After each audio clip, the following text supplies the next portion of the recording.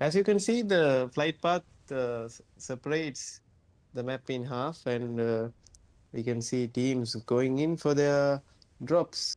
We have special teams coming in from Pakistan as well. We have Team I8, who is in PMG's team, who has also decided to join our KKC Winter Battle.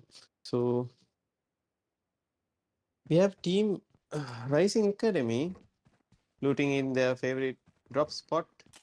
It's gonna be Water City, but they do have Team MAKPEN near them, who's looting the Rozok area. So as of now, they will be fine. Since this is just phase one, most of the teams would be going in for that loot. And to start things off, I think teams would be playing a bit passive, collecting enough points to, you know. So as you see, Circle 1 has formed and is towards the eastern side of the map. So teams who have dropped into farm and Yasna area will have the zone favor as we see. And we also have teams. There's a bit of a cluster on that Rozok school and Yasna area. Teams are still settling out. And we have 1 for 1 who has landed into their top location, which is Yasna. They usually drop in Feripia as well.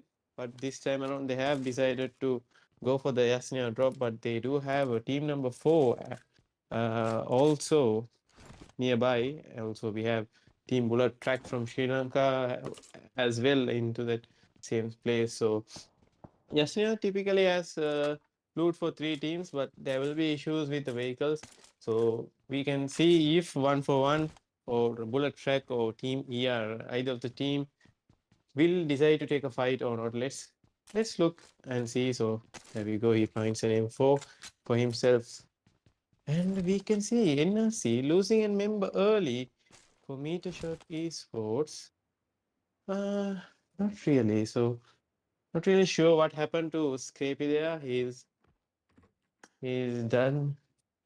So NRC would have to play with just 3 members for now.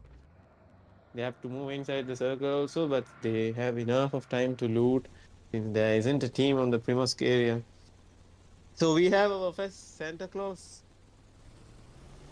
who is having a chill ride in the water.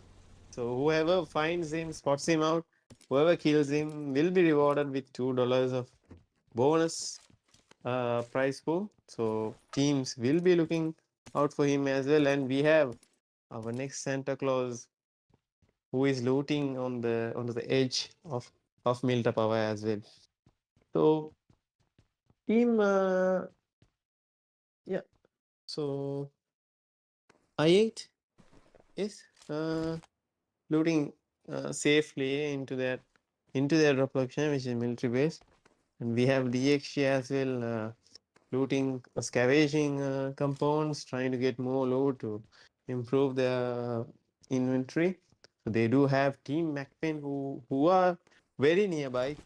So if MAKPEN spots them out, it will be a bit of a bad news for DXG as well, since they almost 3 members of DXG are inside the same compound area, which can be rushed, which can be holded very well, and yes, if we say to the farm side area as well, we do have teams who have decided to hold the bridge side area as well. So, and as we go back to Yasina, we do have another team number 16, who is holding the edge, who's holding the edge of Yasina. So we have actually 4 teams who have decided to drop into Yasnia. For now, they have zone. So 1 for 1 has decided to take fight with Bullet Track. Sandbox, they are trying to get a knock, trying to get something for Bullet Tracks here, but he will be rushed by the raging members of 1 for 1. he has to defend himself against 3 players now. He has decided to fall back. For how long? Can he fall back? Here we go. Scouts gets knocked on with the cover fire. As well, Scout will be traded off. Unfortunately, Sandbox was able to not really. Here comes the nade from 1 for 1. So it's just 2 members standing still for bullet tracks here. Gonna be T-Rex and Jin Boy who has to defend 1 for 1. And you can see Eagle trying to get something up for 1 for 1, trying to get the information. So he can secure the kill of Sandbox, but he's not going for it. And here we go. Here comes the nade from Jin Boy, I believe. Trying to get a knock on to 1 for 1 as well. And team number 16, who has heard the shots, who has who has gathered the information that 2 teams are fighting here, trying to get some damages onto and trying to secure some kills as we speak. And we can see teams have already decided to rotate into the central holding spots and central positions here. So teams who are still in Yashna has to finish it quick. So 1 for 1, they have decided to exit from that area, and they know that there's a player of bullet track holding on to this compound line. So T-Rex who shot earlier will be naded on. So he's tossing a nade. JD is trying to get T-Rex knocked. And T-Rex with just 1 HP gets knocked. So it's gonna be Jin Boy, the last member standing for bullet tracks. So he just have to hold on for now. So he is getting rushed by the 3 members of 1 for 1. So here we go. Can he get a knock? No. So that's it for bullet tracks. So a bit of an unfortunate first match for them. So they have to get back and get back themselves up in the upcoming matches. So 1 for 1 with a great start with just with all 4 members standing and 4 elimination points. Now they have the edge of Yasnia as well. They're just gonna wait here until the first circle closes out so they can go for the positioning they want. So typical PMPL gameplay coming in from 1 for 1. So they are showing themselves that they are aggressive and they are experienced as well. So Team Irene losing Sana in the process of exiting Yashnia. So Freak has found a vehicle for himself, but the players of team number 6 are rotating right in front of him. So we did see team number Irene losing a member for from team number 6. So they are regrouping. So all 3 members of Irene have to move inside the circle as well. So they have decided to go towards Kameshki, which happens to be the drop location of team number 6. So as we speak, the zone has taken a shift towards the potato hill. So 1 for 1, they will be rotating now. So we can see team Rush B has Team Rush has taken the potato hill for themselves, and we can no, they have decided to leave the hill. So we see Rising Academy who's scouting the area. They will be holding that central spot for themselves, I believe. So team number 20, which happens to be Rush B, they are gonna hold the buy station underneath. So potato is being avoided by Rising Academy as well. They're gonna hold the triplets, which is just which happens to be next to the hill as well. So they have to be very careful of holding this compound. It can be rushed down too easily, and they have the chances of losing the vehicles as well. But for now, they have the central spot in the circle, and they are looking to take some placement points. But placement points do not come easy, so they have to. Since we have 19 teams alive still, so obviously the placement points will not be coming easy for them. So we have BTS Juniors, Stubbs trying to get something for BTS Juniors here, trying to get a knock. They're holding the 2 compounds. near the farm area. So we have R9 Esports. They are also a PMPL team from Pakistan, as we know, and we have 7E also approaching the area. And as we speak, we have I8, the star packed team in the lobby. So team number 11 is holding onto the area. So I8 is looking to get a knock onto them. Maybe they want to secure that position for now. Falak is trying to get an opening here for I8. So for now, team number 9, they are not opening up. So he is getting shots from the buy station from Team Rush. Okay, so it's gonna fall back from that area. So probably they will take the fight from that compound. So I8 has decided to hold the ridge line. The ridge line near the double barn. So here we have our center as well holding close by to I8. So is it gonna be I8 who's gonna secure the $2 for themselves? Let's see. So they have a split. Two members will be holding on to the double barn, and we have Crypto. So will he be able to see some those bursts from Crypto that we have always seen from him? So we have to wait and watch. So stage 2 is being closed. So no one has spotted out that the Santa is nearby. So IA, they have decided to just hold on to it and instead of scouting move on to the ridge. So they know that there's no one onto the hill area since there's no vehicle. So our Santa is just chilling. So if no one finds them, that'll be $2 going down the drain. So let's see who's gonna secure them as well. So yeah, it's looking comfortable for I8 for now. The zone has shifted towards the central southern side. So they can just hold on to it. They have one elimination points for themselves. I believe that the member of NRC was taken out by I8.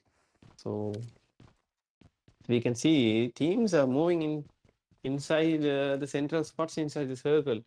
So the placement points do come into play but it won't come easy though. They have to look for that elim points to place themselves high inside the table. So team number 20 is also just chilling. So teams, since it is the first match, teams are playing a bit chill. So we only saw a complete vibe coming out from 141 Esports. So since they had to move inside the circle, the only way uh, they could move is by taking on BT. So they were able to apply that as well. And we have MAKPEN. MAKPEN, we could easily claim as the best team from Bhutan. As we speak, the circle takes a hard shift towards Pochinki. All the teams that had the center position onto the second circle has to move now. MAKPEN has the edge of the circle. They have decided not to move, so they will be playing the edge game. We didn't have any teams holding Pochinki edge as well. So MAKPEN, they are moving. They are looking for a. They are going to look out for a different or a better position. They will be looking at the double barn, I believe, onto the Pochinki side. So Rising Academy has to move inside the circle. So Hades looking to get an opening onto Rising Academy. So 1 for 1, they have secured one of the best positions inside the circle. They have taken that triangle that's in Pochinki, and we have our Santa that's just chilling in the ocean. So there's very less chance that players of I8 would be going after them. They are taking shots against BTS Juniors here. BTS Juniors, they have to move inside the circle, I believe. So MAKPEN here takes out a member of WTF, and yes, they have two members of WTF here against Hades. Hades with a lovely nade, gets a knock and the confirmation. So Kane will be confirmed as well from the nade from M12. Yes, M12. So BTS also, they're giving a bad time for MAKPEN as well as I8. So MAKPEN is getting shots from everywhere, so they have to smoke themselves up and look out for a better position, I believe. So here we go, here we go. So IQ is gonna go for that aggressive. Is gonna go for that elimination point. So they are playing for the placement as well, but they know that healing points are more important to climb up the ladder. So here we go. Can he find an opening? Can he secure some kills for I8 here? Yes, he gets a knock onto MAKPEN. So he has the quick knock and he knows that he has to go back. So he is gonna just fall back since we have all four members of MAKPEN alive. He's gonna go again. He's gonna go again for a different angle here. He's gonna reposition himself up and nope, he has decided to just to fall back into the four compounds. So MAKPEN all for up again. Yes, I8 will be playing that safe since they have too many teams that might trouble their push onto MAKPEN. So MAKPEN here, they just have a hill to play with. So they have some vehicles for spare. They have two elimination points as well, and they have the circle as well. So if they can hold a little bit longer, so as we speak, teams have decided to go inside the circle and 1-for-1 has a good spot, and but they are being surrounded by the other teams as well. So NRC has decided to take the church area, and Rush B, who's holding the buy station, so they are having a good split here, and we have the player from Rush B as well, whole scouting. So let's see where the circle shifts and which teams will be favored with who will be blessed with the circle. So the circle has shifted away from the potato area, as you can see from the minimap. So it has shifted away from Pochinki as well. So teams will be having a hard time since it's an open zone, but the zone is favoring IH a bit, I would say. So they can take the ridge line and play. But teams who have taken Pochinki, they have to move outside of Pochinki now. It's not going to be an easy task for them. I8 having the best position in the zone with an hard cover, and MAKPEN also having the edge of the circle. They can have a good game here, right here. So teams who have entered Pochinki, they have to avoid the fight, or yeah, Rising Academy has already decided to avoid the fight and they are going for the rotation. And we have NRC as well, but METERSHOT Esports, they are, yeah, METERSHOT 360, they are close by for NRC as well. And here we go, Potter with the knock. Doom gets knocked and traded off uh, and confirmed by IQ. And we have a bit of a cluster here, and we have our Santas also in the 12 compounds. Will they be spotted? And here we go. Spotter gets knocked as well. It's just Aslan standing for NRC. Can he do something for NRC now? So yes, Aslan gets a knock on too. And no, it's gonna be the end for NRC as well. So teams who have entered Pochinki, they are also moving towards the circle right now. So let's see how it would be. Uh, uh, they would enter the circle. So Rising Academy also securing a few points. Our center gets spots out from R9. So let's see if they rush on to the players, if the players rush on to uh, you know R9 onto the center, yeah. So centers, they're running out in the open here.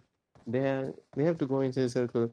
It's remarkable to see that they are still alive with literally no loot at all, and they have to move inside the circle. So let's see which teams will be the ones who's gonna secure the extra bonus $2.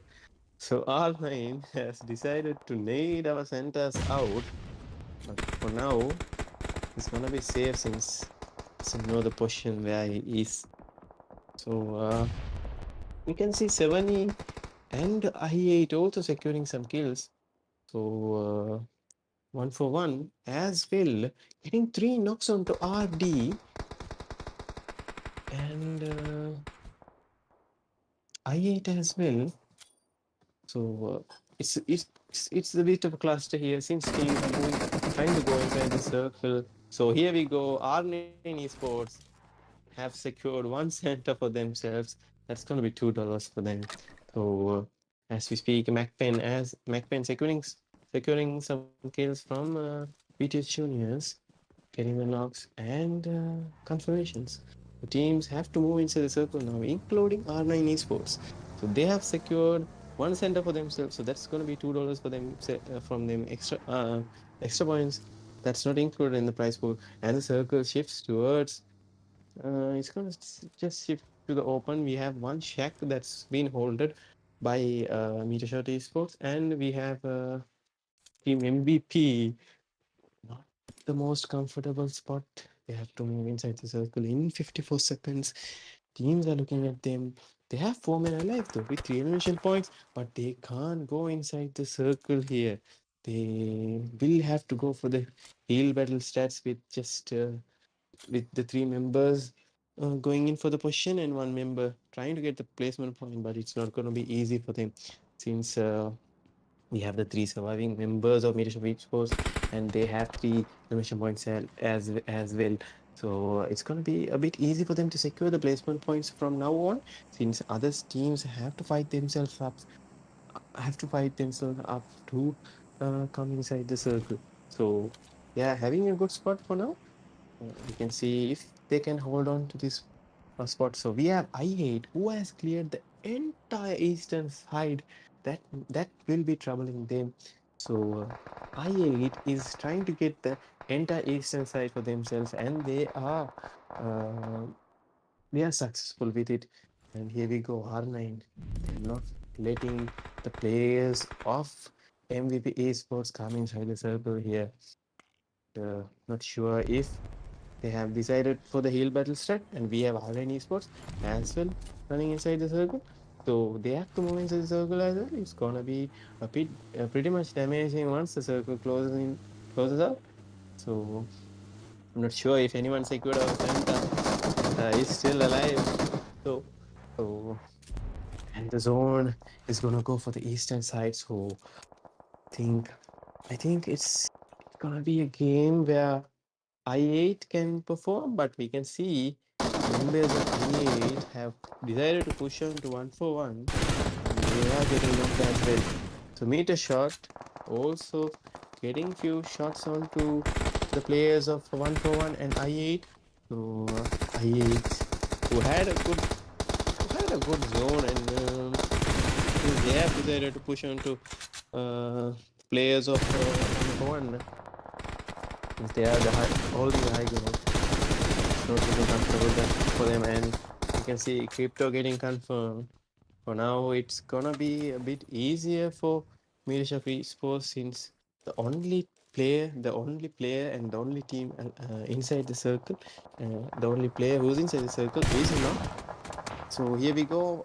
There's another knock on to R9. It's gonna be Roshan, the only surviving member of R9, is gonna go for the rescue onto his team. So let's see if he can secure his teammate. Yes, that's gonna be an easy rescue onto him. So we have the last member, Palak, who's the last member alive from I8, but they do have 14 elimination points though. It's looking like a huge game, a massive game for I8 if Falak can secure some placement points. And we have 1-for-1 as well with 12 elimination points. So two top teams from Pakistan, they are having high elimination points, and we do have MetaShot Esports as well. So they have decided to go into the circle. So it's just gonna be four teams, and four of them, four of the all the teams alive are gonna be from the Pakistan region as well. So they are proving the point that they are the top teams. So since, as we know, these teams have already established themselves uh, into the esports community. So as you can see, so as expected, they are proving their dominance. So yep, they're showing the expected performance. So we have Yas from R9 Esports. They are going in to push towards 1-for-1 since almost three players are knocked. And we have Eagle getting thirsted. So it's gonna be a 1v. It's gonna be a 1v2. Oh no, JD is being rescued. Here comes the knock. It's gonna be a 1v1 for Yas, and JD saves the day for 1-for-1. He's gonna quickly go for the rescue. METERSHOT Esports, they're not going for the push, I believe.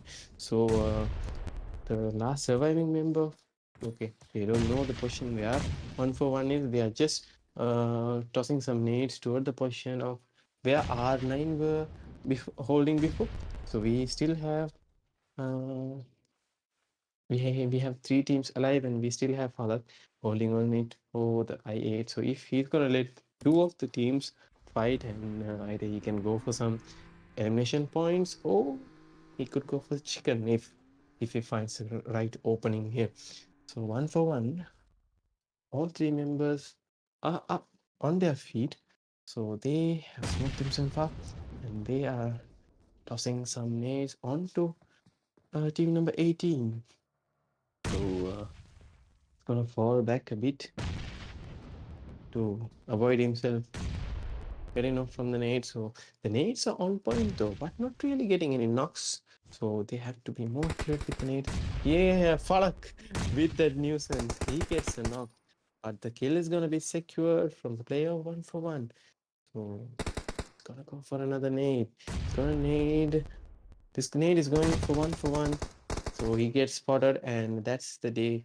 So that's it for I8. And here we have 1-for-1 securing the chicken dinner with some good elimination points. So they have 18 elim points and a chicken dinner.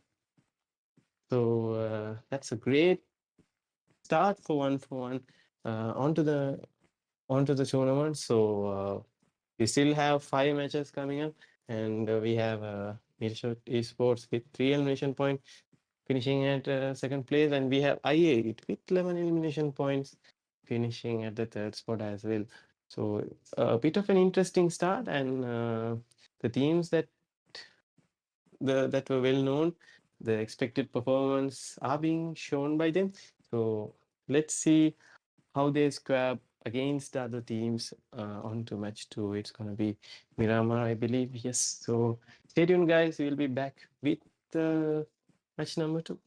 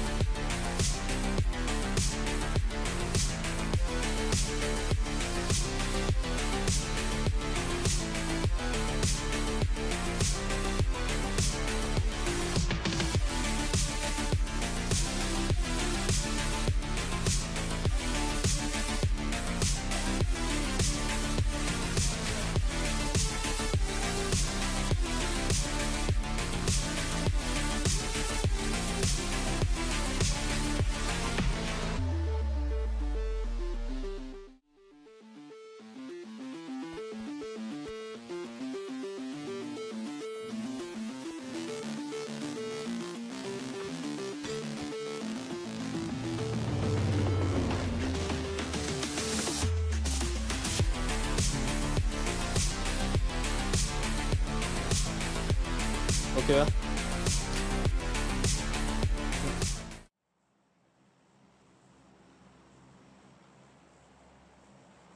Hello and welcome back, guys, for the second match of KKC Winter Battle. And with the first match being secure, it's gonna be first match being a hot match, since we have two teams who completely dominated the lobby 1-1 and I8. So we're gonna go for a cold approach, since it's a winter battle and we have a weekendy match. So let's see how teams are gonna adapt for the weekendy map, and we can see the zone is gonna be a north side zone. It's gonna prefer teams that who are going to go for that drops that are nearby. So it'll be easy for them to go towards the edge of the map as well. Since it's weekendy, it's a small map compared to Arangal or Miramar. So we have Rising Academy dropping in Zabawa. So they are not alone. They have Team ER. Both teams not having the great start with match number 1. So we have to see if they can tie this up with some elimination points to begin with. So we have Luffy who has the DBS, and the circle shifts towards the northern side onto the main island, and onto the main island, and so as we know, zone shift to central, and we have RT taking fight with WTF, and both teams. It's gonna be 2 knocks on towards RD, and we have 2 members of RD defending the members of WTF, and there goes the third knock on towards RD. It's gonna be the last member surviving for team RD, and he's gonna fall back. So Blist, he's gonna fall back, and it's not gonna be easy for him to fall back. So there's an early exit by Team RD. They wouldn't have expected the second match to start like this. So WTF securing 4 points, and Assassin will be raised up, so they are good to go. So they can loot entire creatures for themselves, as they don't have any teams nearby. So that's a great start for WTF, and so we have Bullet Track, who also been taking fight with team number 17. So Scout with just 5 HP remaining for himself. He's getting pushed onto Noise. He's a bit far. So trying to rush towards BT here. So Scout doesn't have a healing. He's gonna fall back. He will be taken out by the player of 7E, and so Pixie has to revive him out in the open. So that was a lucky shot. So Scout just had a little bit of HP left for had a little bit of HP, so he'll be knocked now, and they are getting pushed on.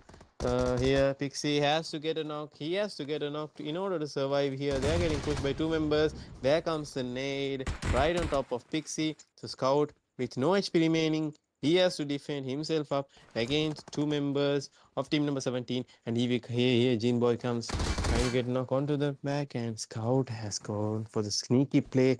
He doesn't have any weapon to begin. The Jin Boy gets a knock. No, he wasn't able to get a knock. There comes quick reflex from the play of team number 17. They are showing their dominance here. BT with another early exit on the second match. So things are not looking good for them, since they are the early ones to exit in both of the matches. So they have to look for a comeback onto the other matches. So this time around, as for their experience, they have been aggressive, and they were able to defend their drop spot. We have our Santa, who's roaming around. $2 bill roaming around the map. So anyone who happens to spot them, they can claim the $2 for them. So we have a 70 already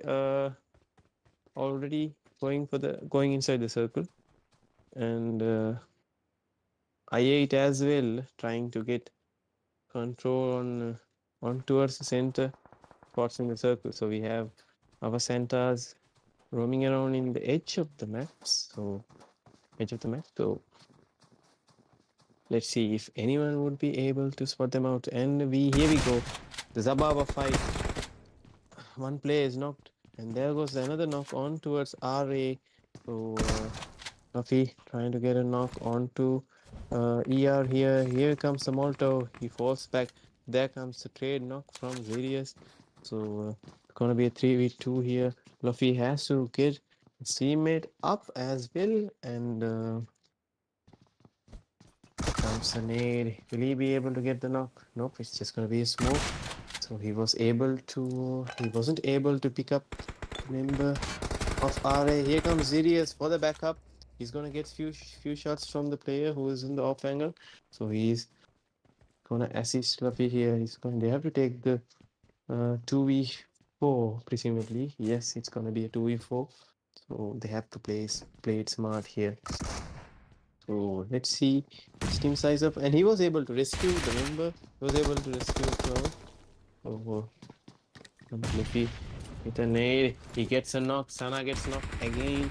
So here we go. Luffy with the push. Nope. They are on the ground floor. So here we go. Luffy with the DBS. Trying to secure. Nope. Luffy gets knocked out by his own bullet since the gas can was nearby, but simply Claude with the rescue. Here we go. Zerius seals the deal for Team Irene, I believe. By having the upper hand, they could have easily wiped out Rising Academy, but Zerius with a quick backup and Luffy, who was able to defend himself from the members of Team Irene. So it's gonna be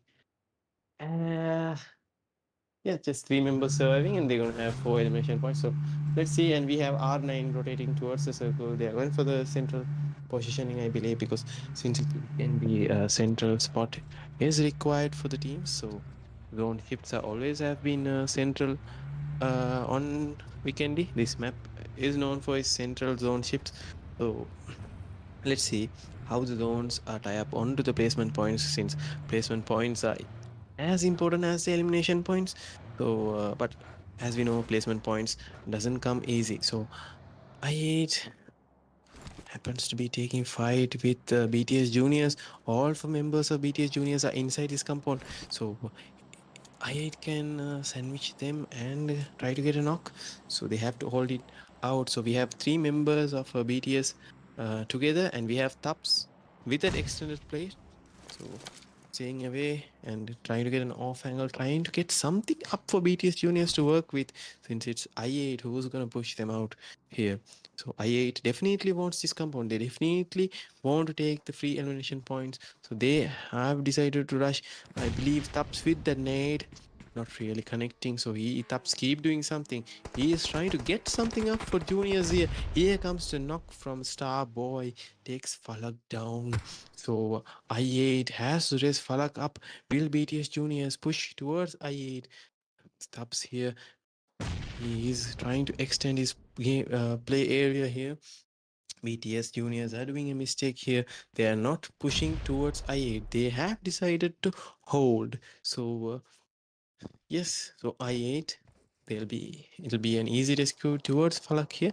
So they will be going against BTS juniors again, since they now know where the members are at. So Tups, he is going to just hold on to it. So we have WTF as well, trying to get a spot onto the center. So the zone, yeah, we still have the water area having at least 30% of the workable zone. So let's see how teams react to the next circle shift. And we have a center alone here. They are also surviving. So if any teams could find them and spot them out, they'll be rewarded with $2. So let's see who can spot them out here. We have WTF. They have decided to hold on to this place, onto these compounds, and circle shift towards them, as we can see from the mini map. So if we look at the circle, it's gonna be a central shift towards the northern side, and we have almost 30-40 percentage of the zone taken out by the water area, and we have most of the teams holding the center circles, and we can see lots of clusters, lots of fights, and WTF. Santa is nearby. Santa is throwing the stunts towards WTF. If they find him, find him, they can secure $2 for themselves. So we can see the kill feed. I8 has taken a fight with the 7E and BTS Juniors as well, securing points of WTF. They have decided to. Oh, here we go. There goes one center. So that's $2 for Rush. So here we go. So BTS have secured a kill point from WTF. So that's an unnecessary man loss for them, and they're now looking at towards team number 18.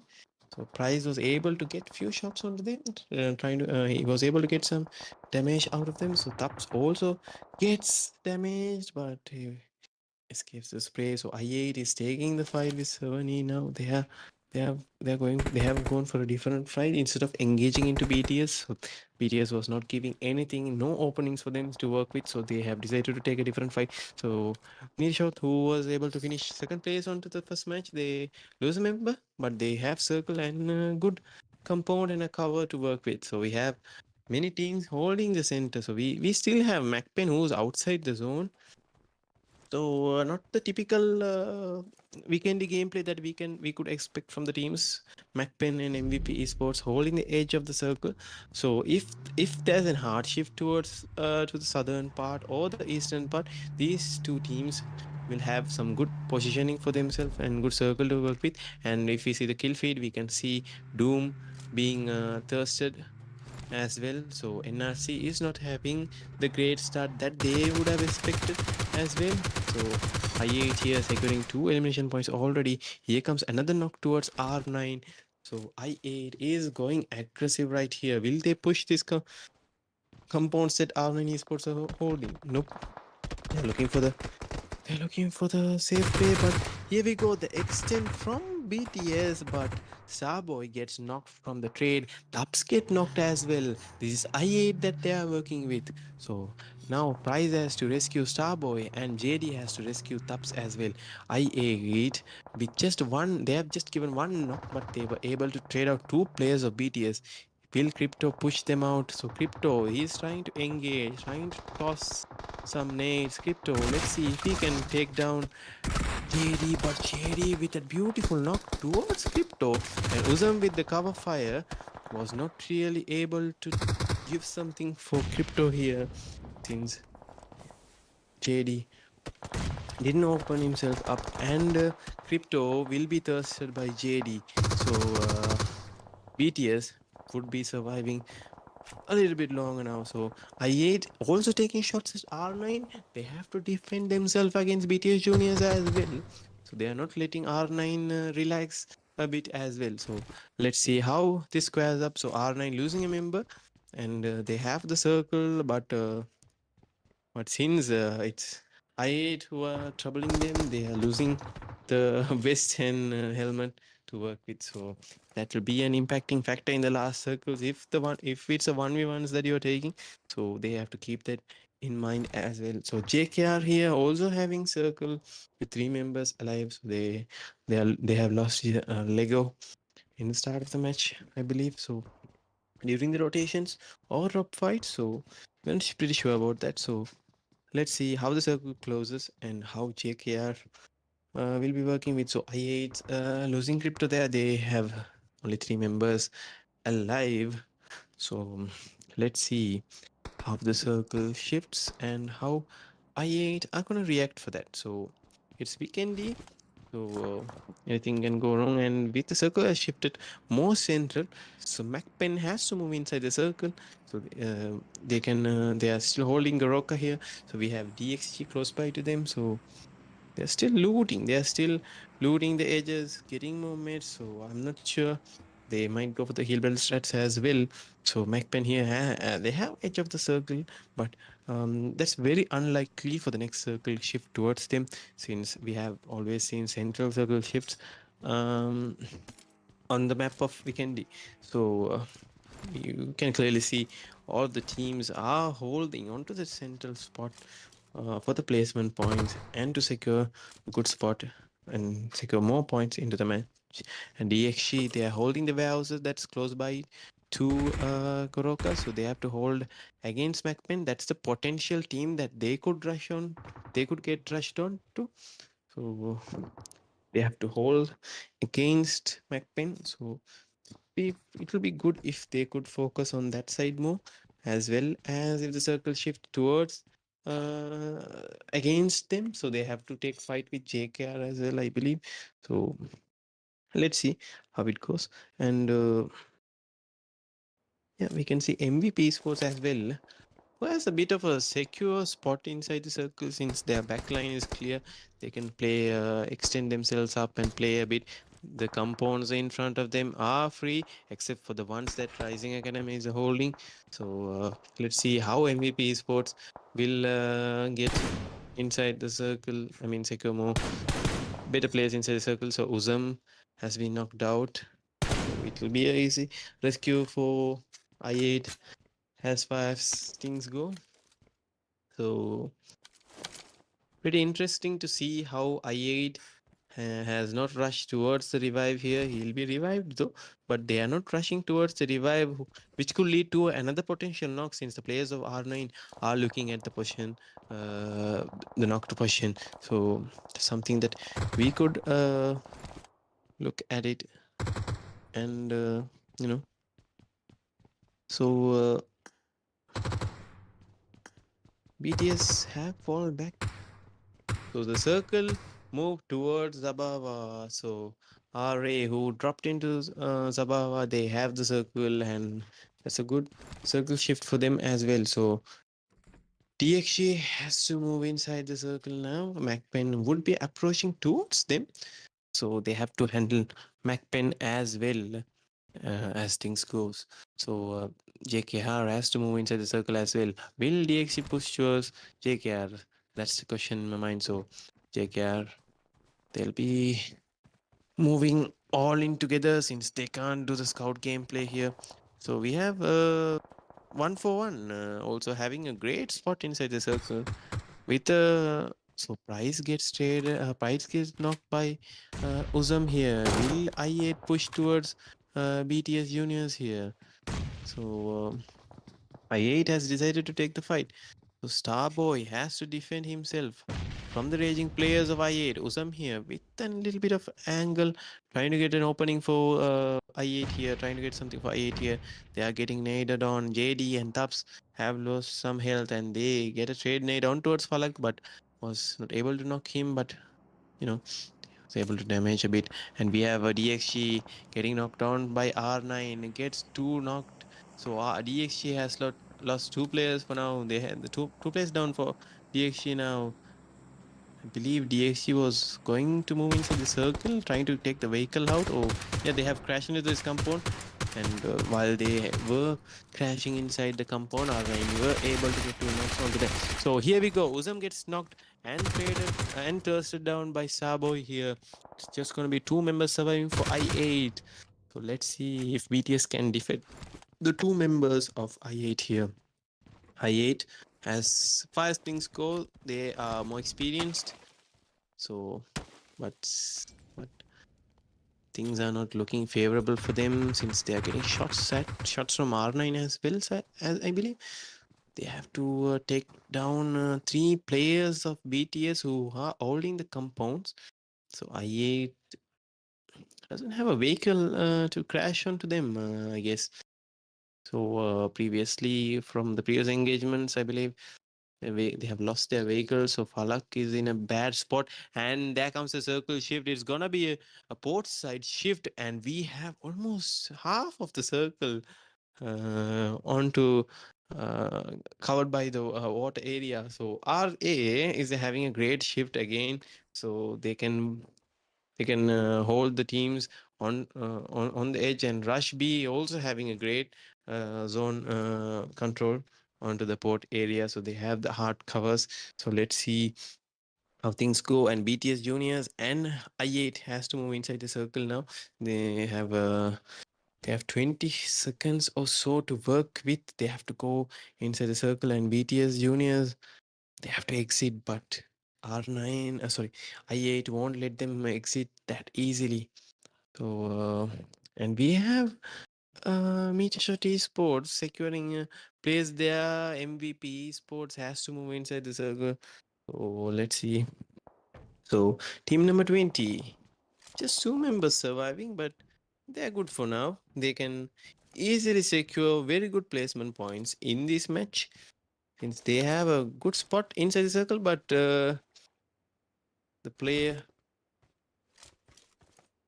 Beer has to get himself up into a better position now. If he gets shots on, it'll be hard for the player from his team to rescue him.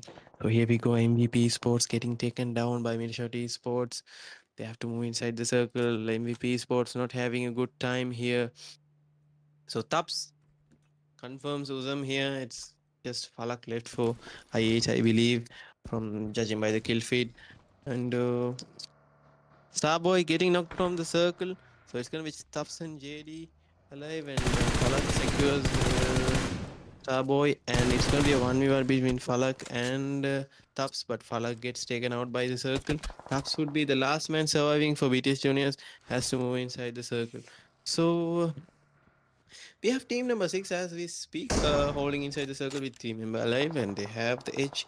So teams are moving towards the center again, but will they be able to find the hard cover like a shack or something, or a stone or a ridge or a dip to work with? That's a question in mind since it's weekend day. Most of the teams are not familiar with this map except for the ones that who have played here, and Zeus gets knocked on from the player of METERSHOT, and it's gonna be San X, the last member surviving for MVP Esports. So they have a bit of a trouble moving, getting inside the late circle. We saw that in the first match as well. So being repeated onto the second match. So they have to work on with the last circle, making inside the last circle onto the other remaining matches. So let's see the circle shift towards, takes the eastern shift now. METERSHOT with good circle, and we have RA, the players, the remaining players of RA as well inside the circle. So team number 20, who had a good spot inside the circle, have to move inside the circle now. So they have to gather around and move inside the circle in 20 seconds. So that's a pretty interesting shift coming from Tencent here. So MAKPEN has to move into the circle. MAKPEN, who was playing the late game strat here, there it has almost paid off for him, paid out for them, since they can go inside the circle. It's looking near and it's looking clear for them. MAKPEN, who preferred the late rotation strat, it has not let them down. So they are like, just you guys go for the center, we'll just play our game. And as you can see, it has paid them off as well. So only few teams remaining. So as we speak, only 8 teams remaining as we see. So RA have 3 members, and but the problem is they have to defend themselves against 1-for-1. So 1-for-1, it's not easy to defend 1-for-1 since y'all know that they have proved themselves in the top tier tournaments, like the stages like PMPL from Pakistan and all. So MAKPEN gonna just hold this edge. They have to get a better position here, but they don't have vehicles to work with. That's the problem that many of the teams are facing in Weekendy now. They have to alter their drop locations towards spots that will have vehicles or vehicle spawns nearby. So we can see if the teams are correcting their drop locations onto the other maps. We still have 2 Weekendy maps remaining, and we have Miramar and Shannock as well. So it's just match number 2. We still have 4 matches remaining. So let's see which teams will be on the top spots. We have the last match chicken dinner holders 1 for 1 with 2 members alive. They have the circle. They're just chilling. They don't have any healing points though. They don't have any healing points though, but they still have the circle. So the circle shifts away from them. They have to push RA, and we have team number 6 as well holding the edge, I believe. And the only team that's inside the circle, it's gonna be METERSHOT, but they just have an edge. So other teams have to move inside the circle. Now MAKPEN have to move inside the circle, but they don't have any vehicles to work with. There we go. Hayes gets knocked by the player of R9, RA. So let's see if MAKPEN can move inside the circle. It's not going to be easy for them. To team number 17 has vehicles, so they are smoking themselves half and moving inside the circle. Let's see if they can secure themselves up into a good position inside the circle now. So it's gonna be taken out, and ZDS gets knocked from the nade of the player 1 for 1. So 1 for 1. Are they going for the push? Are they going to aggress onto RA? Yes, they are smoking themselves up. They are going to aggress towards RA. Can RA look it? Get a trade knock. So Eagle here and JD, they are trying to get more points so they can hold the top spot. But it's not looking easy for them, since the play of RA will be rescued. So MAKPEN here with the snowmobile. It's a snowmobile. Moving inside the circle. I believe he has to go. The other 2 members has to move inside the circle without vehicles. So that's not an easy task to cross the road. So Yeti here, can he do it? Yes, he was able to move inside the circle. And team number 20 also has the circle. So we have our 6 teams alive, and as we speak, MAKPEN has also moved inside the circle, has secured inside the circle. So Ilusio though been knocked. Okay, they are getting naded on by RA. There comes the trade nade from the player of MAKPEN. So let's see how MAKPEN handles this, since RA has the higher pitch advantage though, but they have to move inside the circle. There we go. That's it for RA. MAKPEN seals the deal. MAKPEN with all 4 members alive. They have the circle as well. So yes, it is looking good for MAKPEN, since they have to move just a little bit forward towards the circle. They have 6 elimination points. This is a good game for MAKPEN so far, coming in late in weekendy, being different from other teams. It has paid them off. They have all 4 members alive, but they just have a snowball to work with though. If they have smokes, it's gonna be the right time to use it. They still have 38 seconds though, so they'll be holding on a bit longer. So we have an interesting split coming in from team number 17 onto the last circle. So they have that one player who is having a different angle here.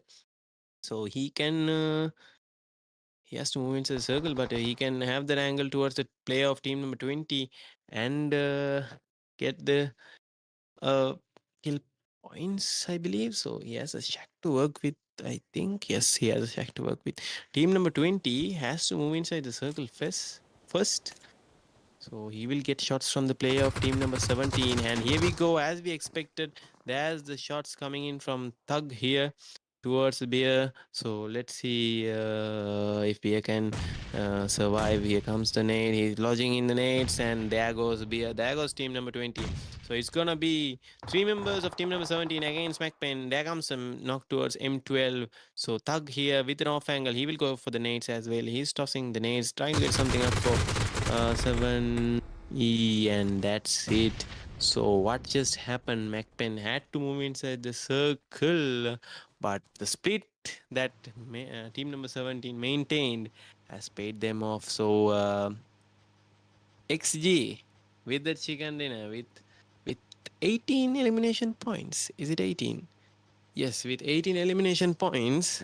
So they're gonna put themselves up in the table as well. So, and we have MAKPEN finishing second place with for 6 elimination points, and we have Rush finishing third place with 5 elimination points. So bit of a mixed map here, but still the chicken dinner is secured by a team from Pakistan, PMPL. Yeah, so we can see.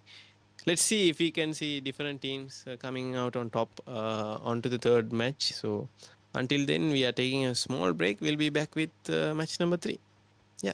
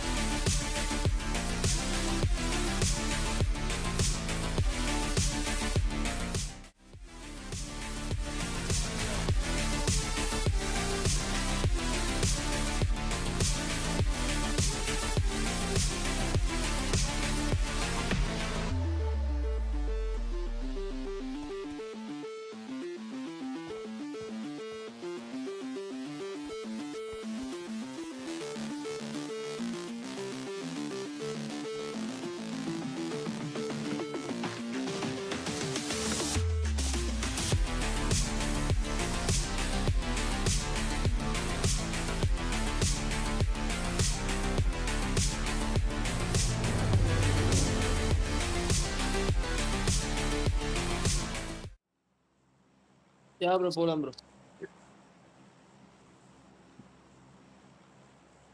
Hello guys, and welcome back to the third match of KKC Winter Battle Grand Finals with $100 online, and we have already finished 2 matches with, with teams like 1-for-1, and Savani securing the chicken dinner. So as we speak, we are on to a match that has more heat. So that's that's a large map as well, and as we speak, it's a bit of a troubling and a disastrous flight path here. It's gonna be just southern flight path. So teams that have drops on to the north side, like San Martin, Cruzdel, Laza, they'll have a bit of trouble reaching out to their drop locations, since it's not going to be easy to find vehicles as well in Miramar, since teams will be dropping close by. And let's see how things go up. So Rising Academy here, they are safe. The flight line just goes through their drop location. So they're just gonna hold. They're just gonna loot onto the church split that they have, and as we speak, the first circle has already formed. So teams like RA and DXG have good zones here, and as we speak, there's a cluster in Monte. We have team R9, we have BT, and we have NRC as well. So NRC, Doom has been secured, and Aslan gets a knock on towards RA now. Aslan getting shots from R9. So Aslan is going for the rush, and R9 senior gets taken down by the trade. It's going to be Roshan, the last man surviving. OR9 is going for the rest, and as we speak, NRC is also going for the rest. Here comes a rush towards him, and Scrappy, will he be able to get a knock here? Yas runs inside. Roshan here is getting shots from both the sides now. They are not going for the rest. On towards Aslan. Now Aslan will be rescued. NRC were able to wipe out R9 here out from the lobby, but they still have another team looking at them. Team number 9. That's gonna be it's gonna be BT, and we do have a team from KKZ. Team number 6 as well has dropped onto a towards Monte. So Monte is gonna be the cluster. So we have R9 wiped out early from the match, and as we speak, we have our Santa. Santa, who's driving a monster truck instead of a reindeer. So they are also just chilling in the map. Probably they can handle the heat of the map as well, since it's a desert instead of the core weekend. So teams, we can see a lot of cluster onto the drop locations, since teams can't reach towards their preferred drop spots because of the flight path. So we have 2 teams. So the previous second match getting holders as well, and we have team number 11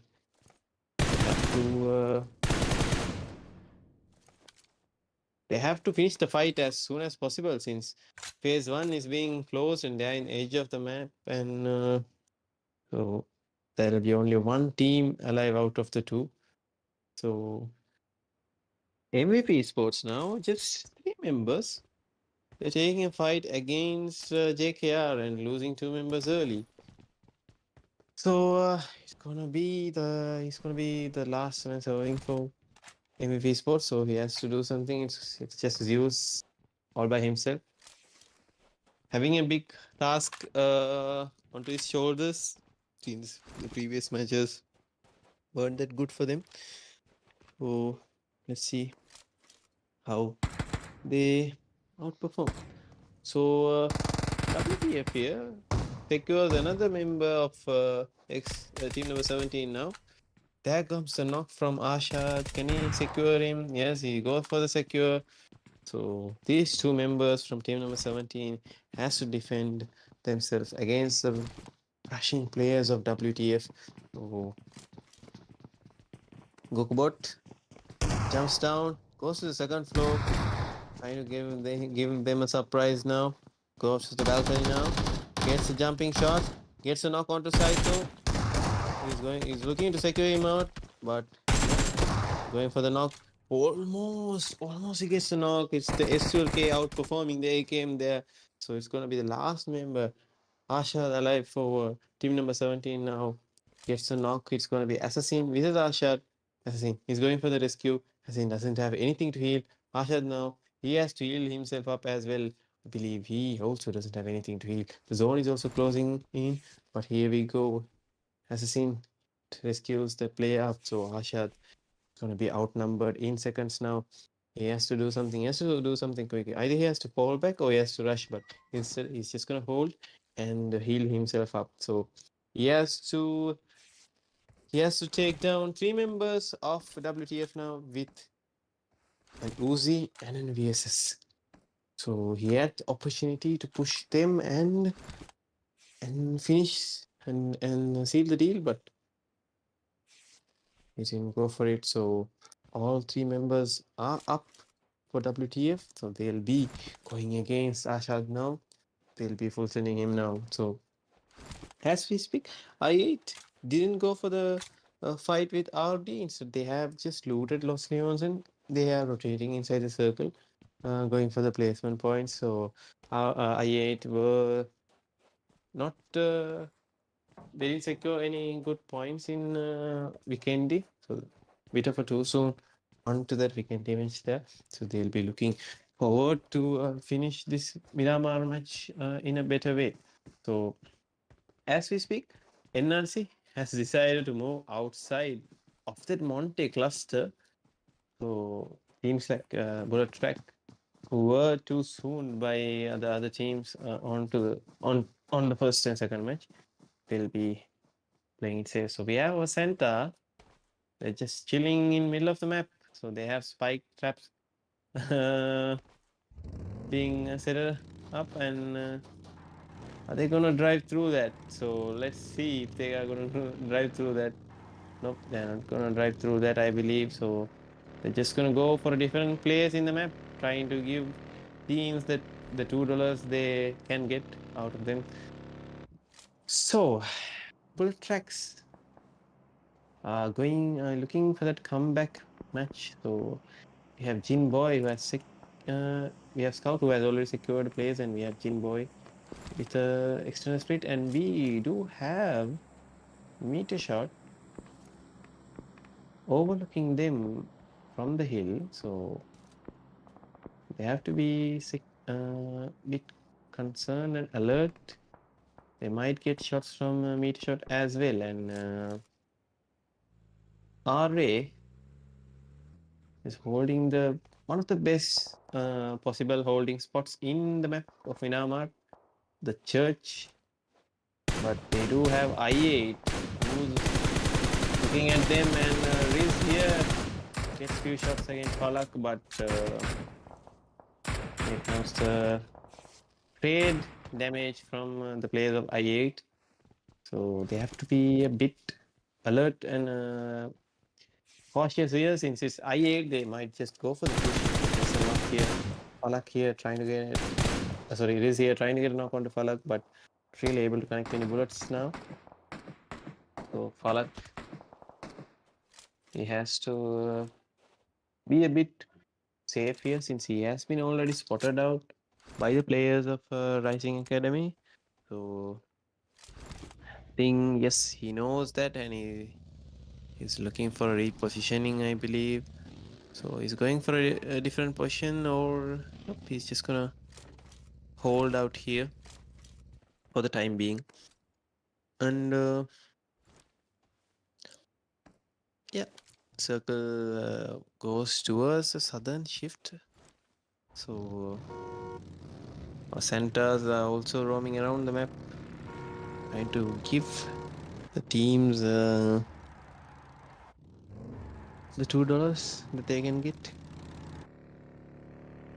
Let's see how it squares up. So they are just using a monster truck instead of any other vehicles. So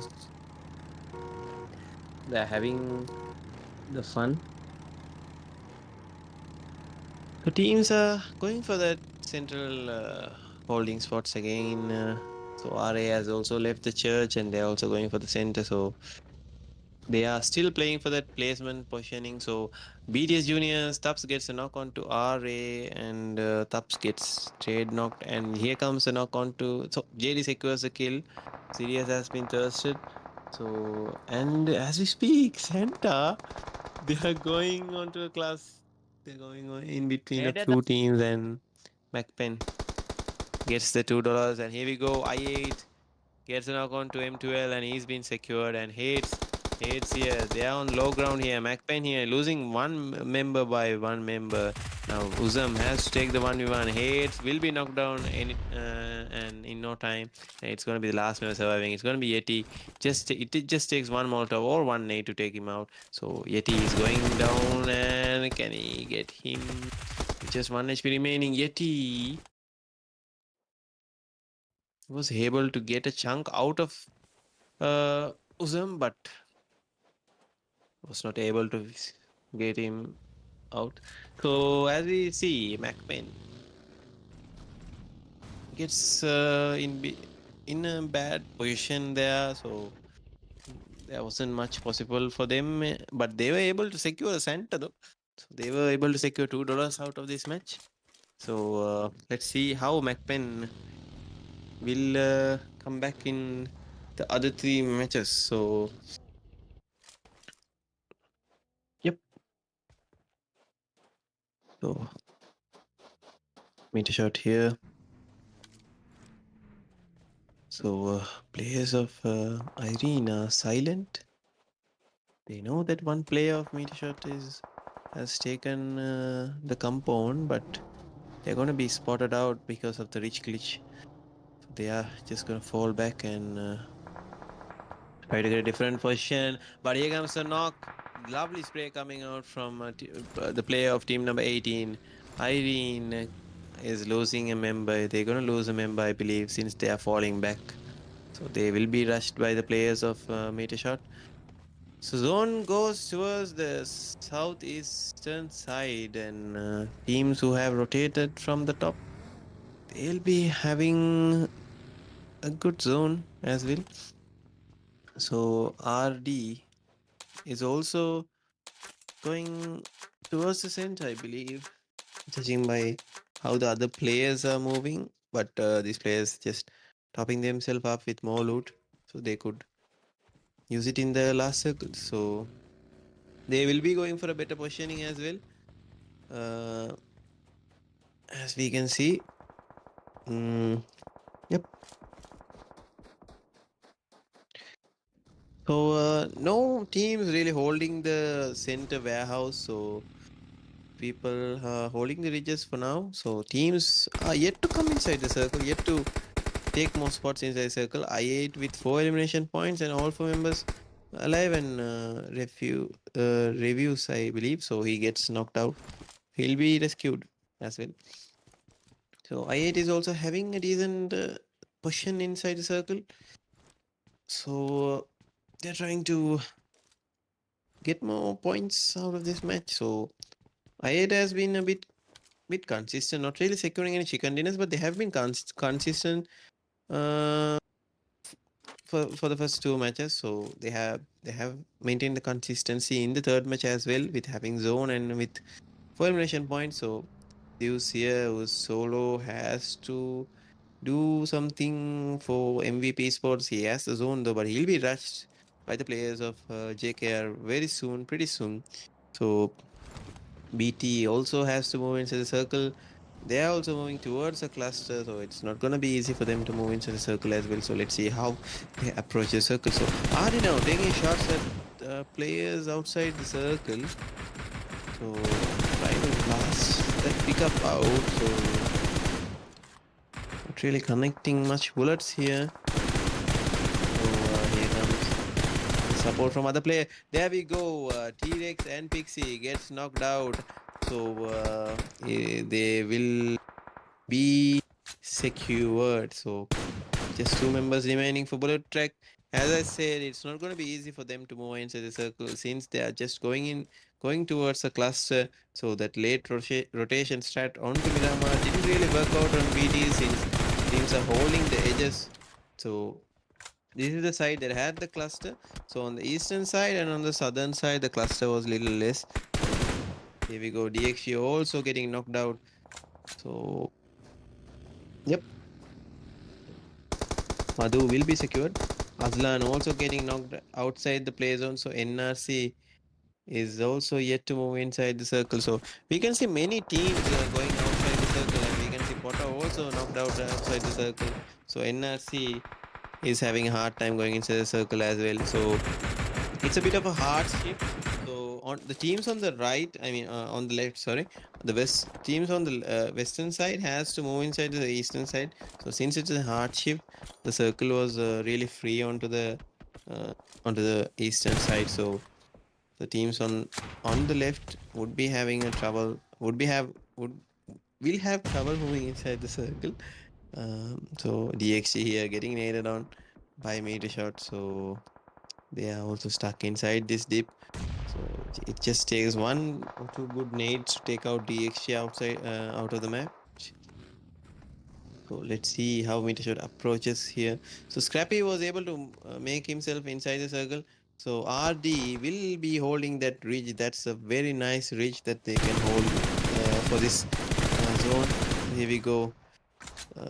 Gino P Omega is close to DXG, but he gets shots from the players of RD. So I think he seals the deal for DXG there with just nades. So that's it for DXG for this match. So let's see how they can come back onto the other three matches. So METERSHOT here having a strong start with 7 elimination points. They're just trying to move inside the circle now. They have all 4 members alive as well. So that's a star packed start for METERSHOT, but they have to move inside the circle. So let's see how they square up. So JKR as well, who has taken the last surviving member of Zeus, last surviving member Zeus.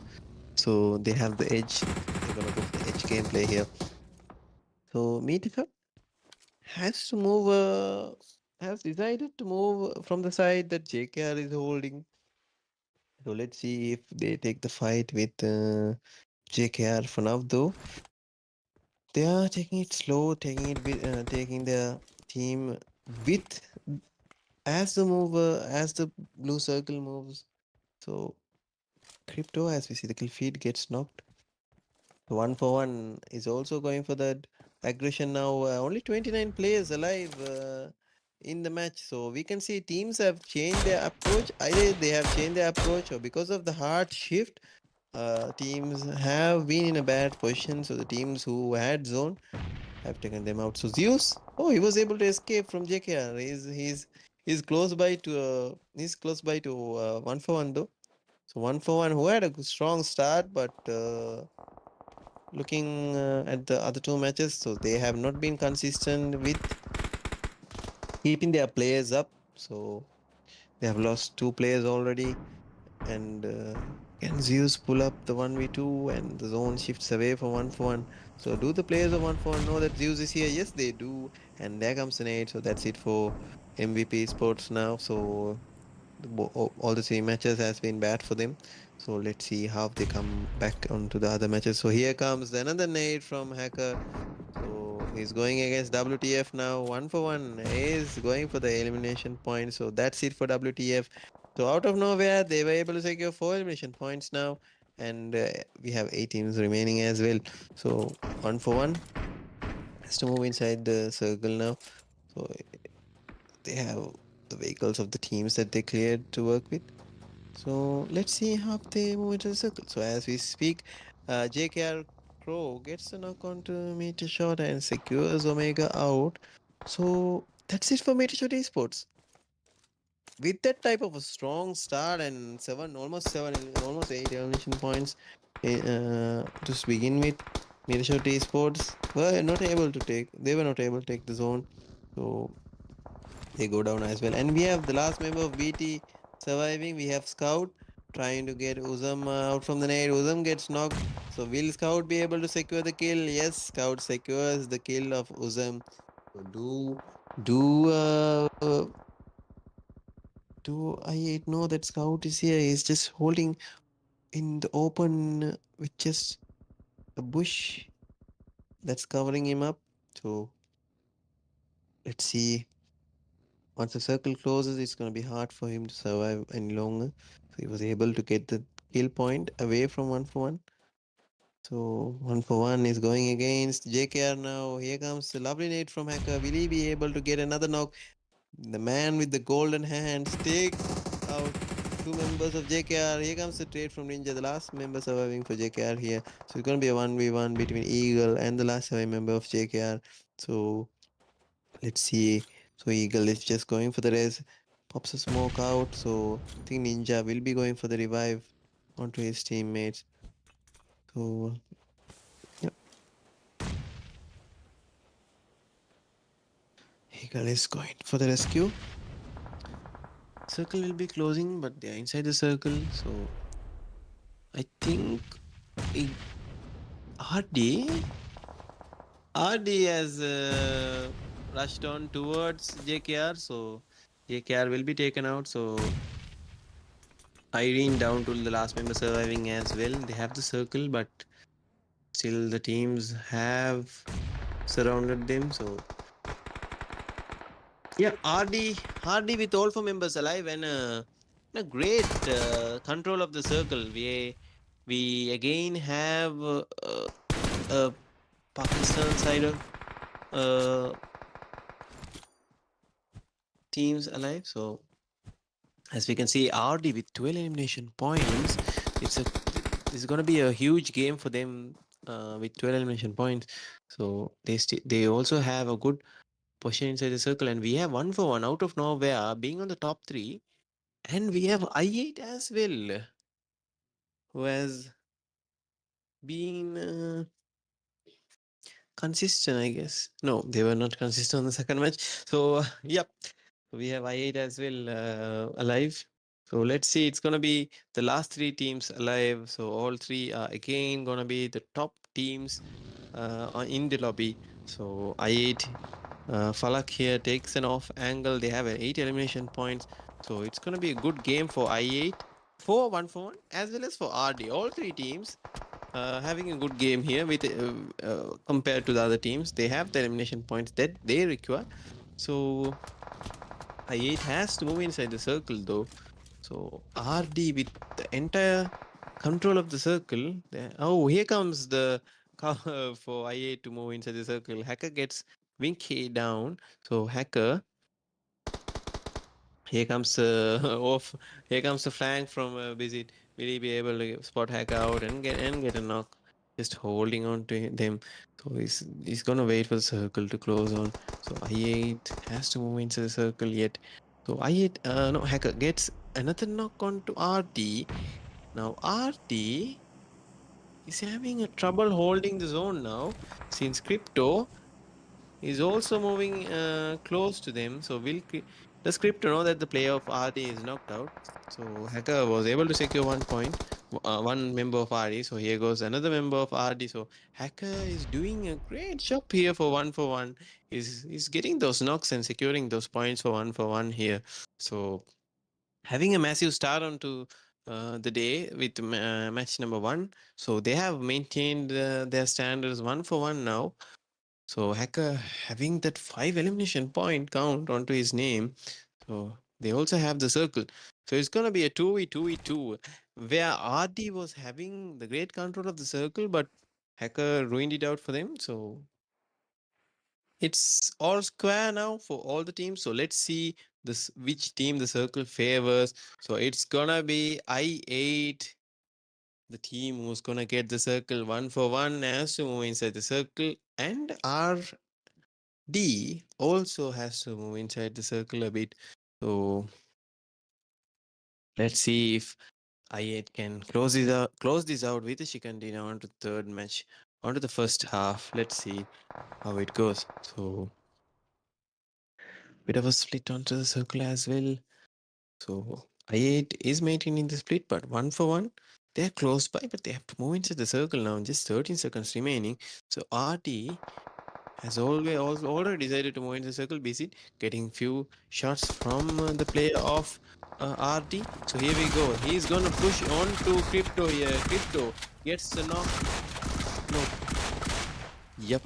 That's it for RT. They had great zone control, but they were not able to maintain hit. So it's gonna be it's gonna be 1 for 1 and I8. So Hacker has been knocked. Eagle trying to get Hacker up. So here we go. Falak is going close. He's gonna get the nades. So no, he's not reviving Hacker yet. They have to move inside the circle. The circle is not really favoring them. I8 is playing it safe. They are like, just okay, the circle is gonna close. Let them come. We're just gonna hold. We don't have to throw the match away. We don't have to sell this match. So let's see. They are tossing some. Hacker gets rest up. Hacker with just 5 HP remaining, running towards the circle. He gets spotted out. So it's gonna be Eagle. The last one surviving for 1 for 1. It's looking hard for Eagle to clutch this out since I8 has the circle. So Falak goes in for the rush and he gets the Eagle out of the match. So I8 finally securing a chicken dinner on to the third match with which is 12 kills, but it's decent though. Like they have been consistent on the first match and third match. So I8 would be having a good spot into the top 3, I believe. And we have 1 for 1 as well, with just 2 members alive on to phase 5. They were able to finish on to the second place with 8 elimination points. And we have RD as well. They had a great zone, but they were not able to hold it out from the 2 teams. So, yep, that's it for the uh, third match. So, stay tuned. We'll be back with match number 4. Yes.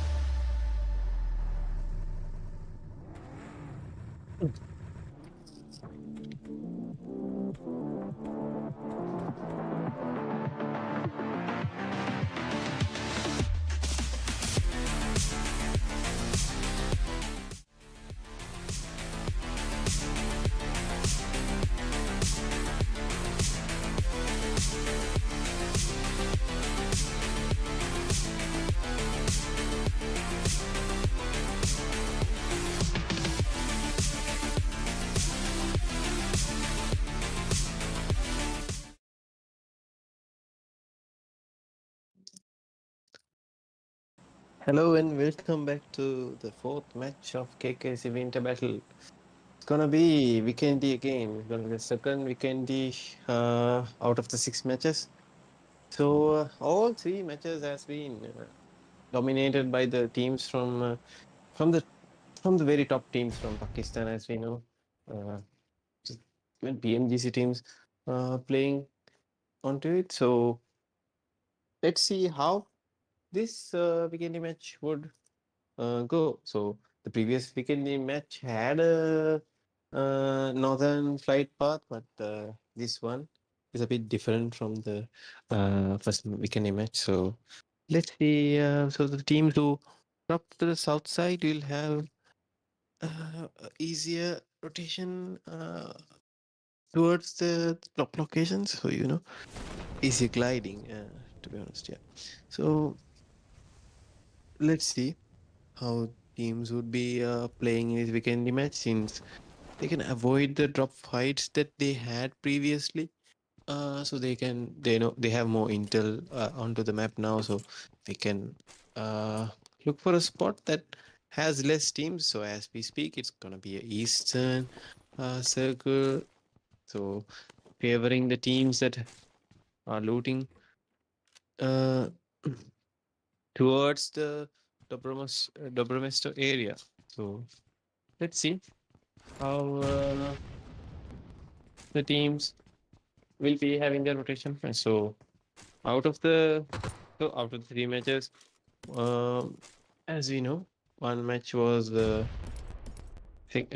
secured by I8 and one by 1-for-1, and the next one from X Generation. So let's see how the other matches, how this match and the next 2 matches uh, will go. So for now, teams would be having the looting phase, as we know. So yeah, and we have 2 Santas roaming around the map.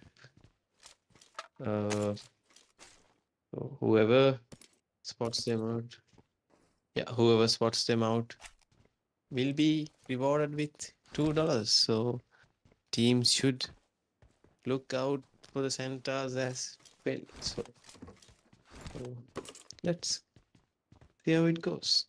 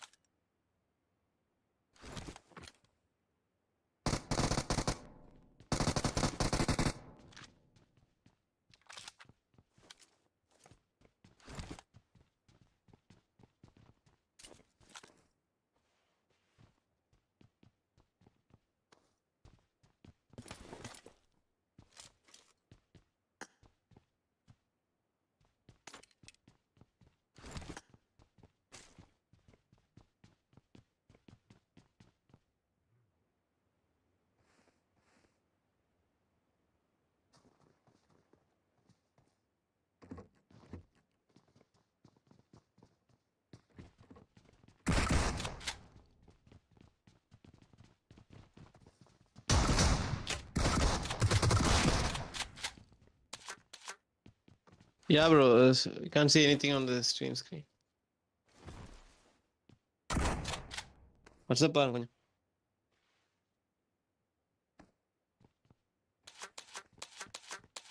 ஓகேவா?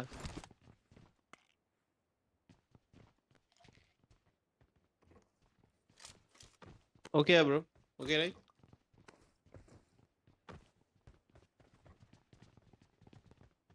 Yeah. Sorry, guys. We had a bit of a technical issue. So here we go. So NRC has dropped into Bordoso and they have taken the fight to JKR. So they have to move inside the circle now. So they have all four members alive and they have secured 2 elimination points as well. So we have our first center who's close by to someone. No, they're just sticking together. So anyone who spots them out, go fast and secure them and get yourself $2. So that's not deducted from the total prize pool as well. So it's just bonus gifts, you know. So if anyone spots them out, they are in the Bay Area, go get the $2 for yourselves. So teams are yet to move inside the circle. So instead of the first match, we have a lot of teams who are outside the circle.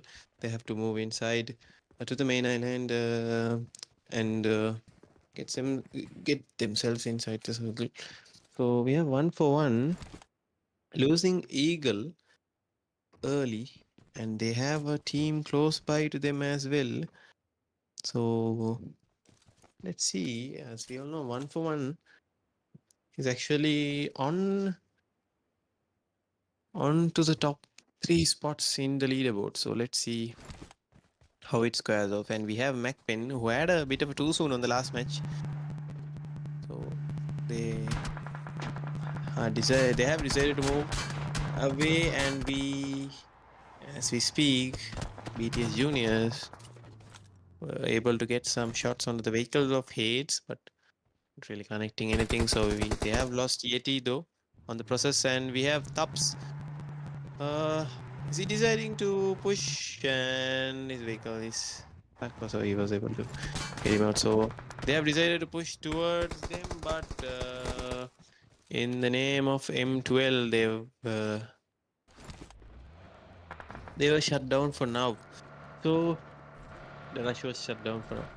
Then the Tower area, though, they have a bit of edge of circle, I think. So they have to go inside more to get a better spot. So I8 have already rotated towards the center of the circle, and we have our Santas roaming around the map.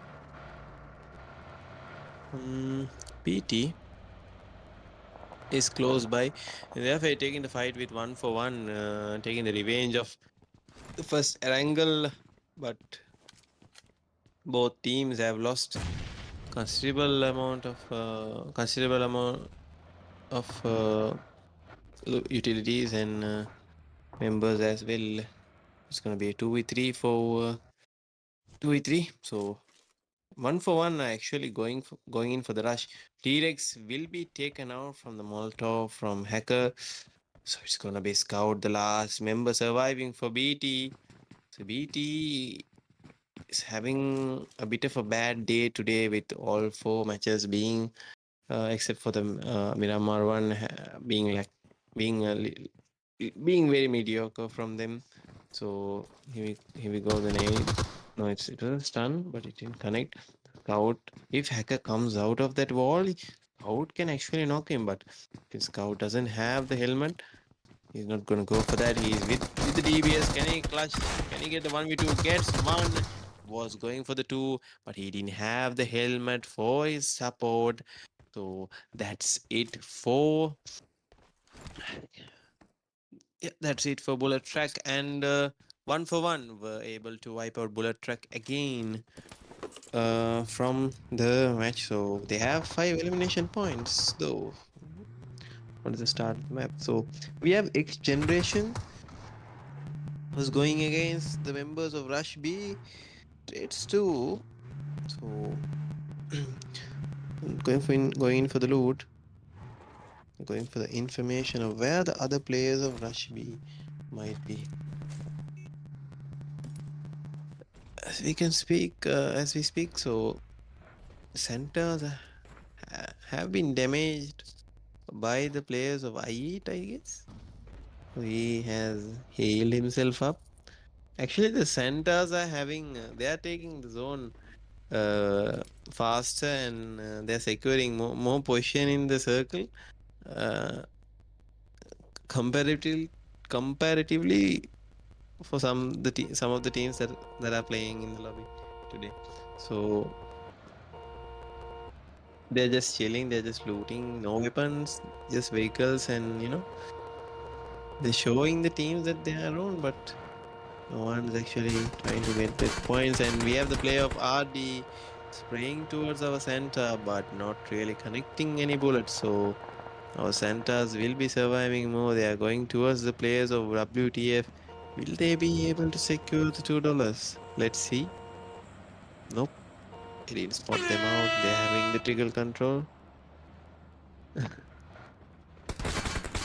Going close to WTF. They were not able to get. They were not able to land any bullets onto him as well. It's just gonna be vehicle damage. So there goes one center for WTF. So that's $2 for them.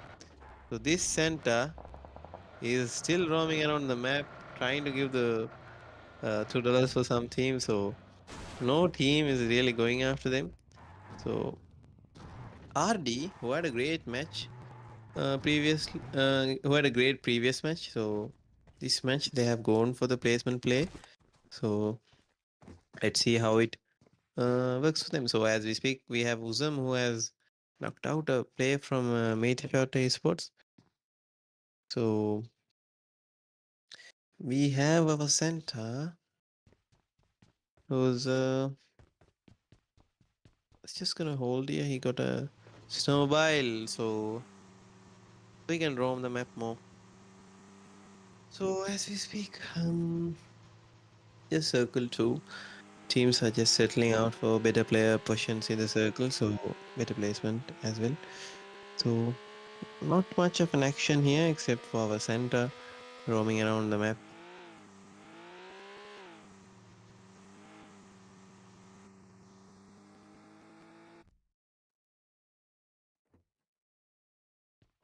And we have team number 6. Didn't see much from them out of the first half, the first 3 matches. So someone's getting the shots against them. So there we go. Team number 6 secures $2 for them. So yep, the Tubbs gets taken out by the play of NRC. So BTS Junior is losing a member there.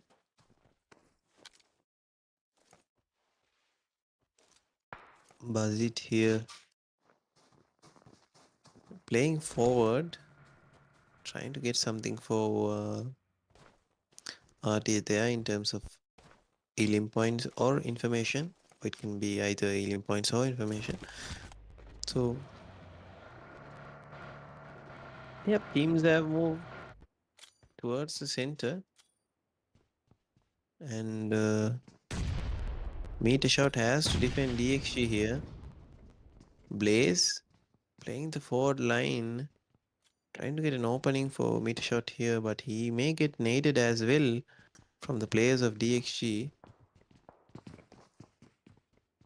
Almost all of the players are rocking the DBS here, but DXG has only 3 members, and to square things off, METERSHOT also has 3 members.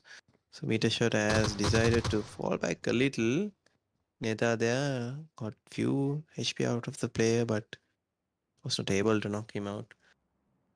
So for now, we have that one player who's holding the higher reach, Omega, in terms of the security for METERSHOT.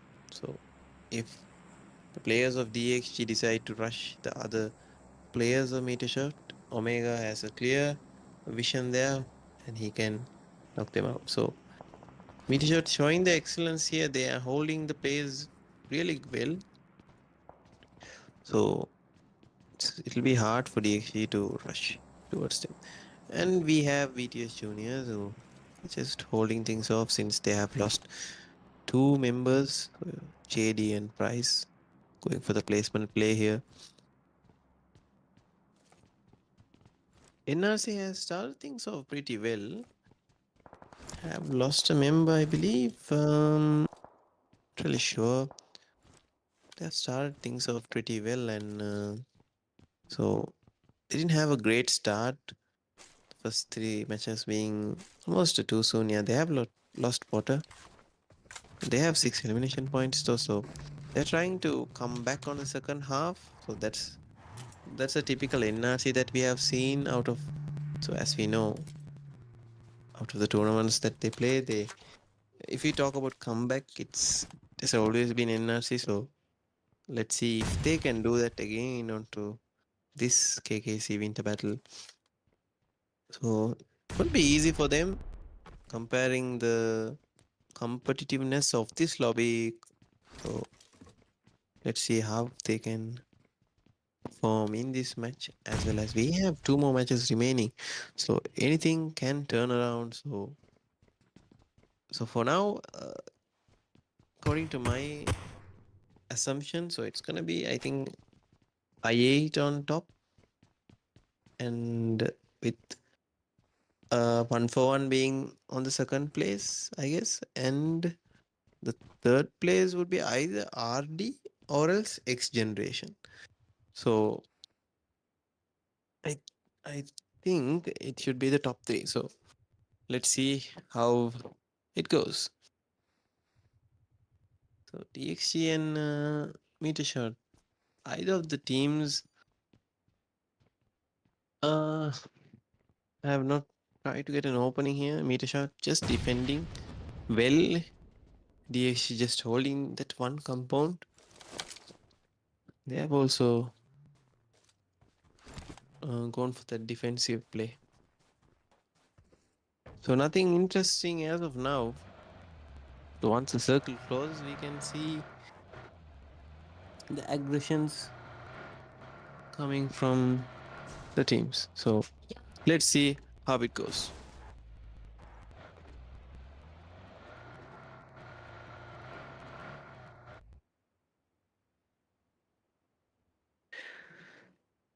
So the last surviving member of Rush B, he is inside the circle. He has decided to play on the edge of Vihar. So yep, they have to. So he has to secure some points in this match, so his team can do something on the other 2 matches. So the circle is, yeah. So still DXT and METERSHOT has the circle, and the central point of the circle being Dino Park and 1-for-1 are holding that place. So BTS juniors as well going in quick to secure a spot in the center of the circle. So typical weekend D will be shifting center to center, except for that one last circle hardship that we have seen.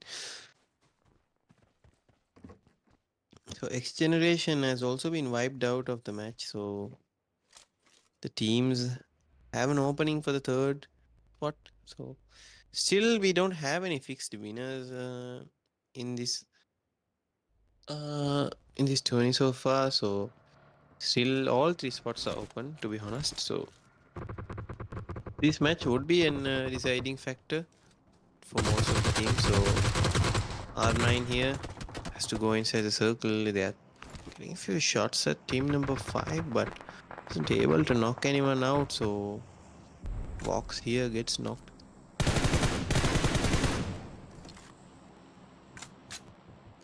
MVP Esports now has to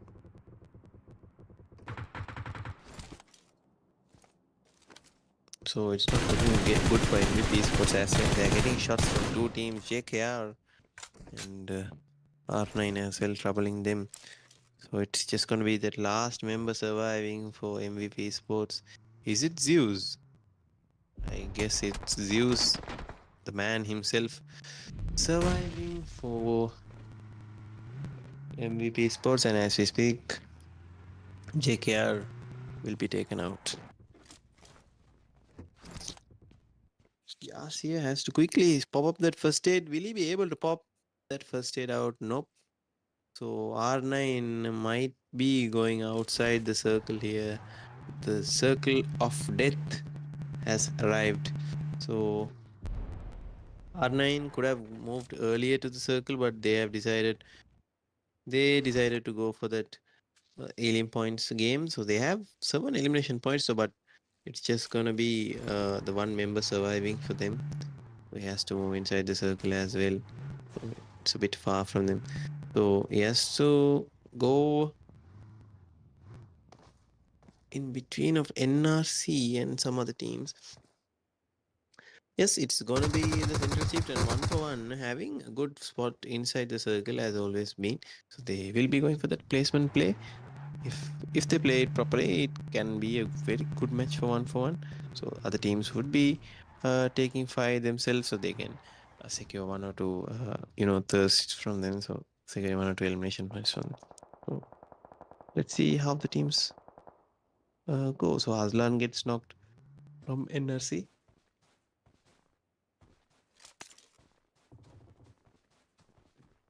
He's having the central position though, so one for one has been rushed by the other player of NRC. It's gonna be Scrappy, the last man surviving for NRC though. He has to defend against the two players alive of one for one. Gonna be naded. Just 5 HP remaining for them. He'll be rushed very soon. There we go. Sirius to seal the deal for NRC. So what looked like a promising comeback from NRC has been turned out. So it's turned off. They were going for that central position. So, but they weren't really able to clear one for one out. But yeah. So Aslan actually got knocked from the player of RD. So let's see how the circle closes and which team will be having the circle.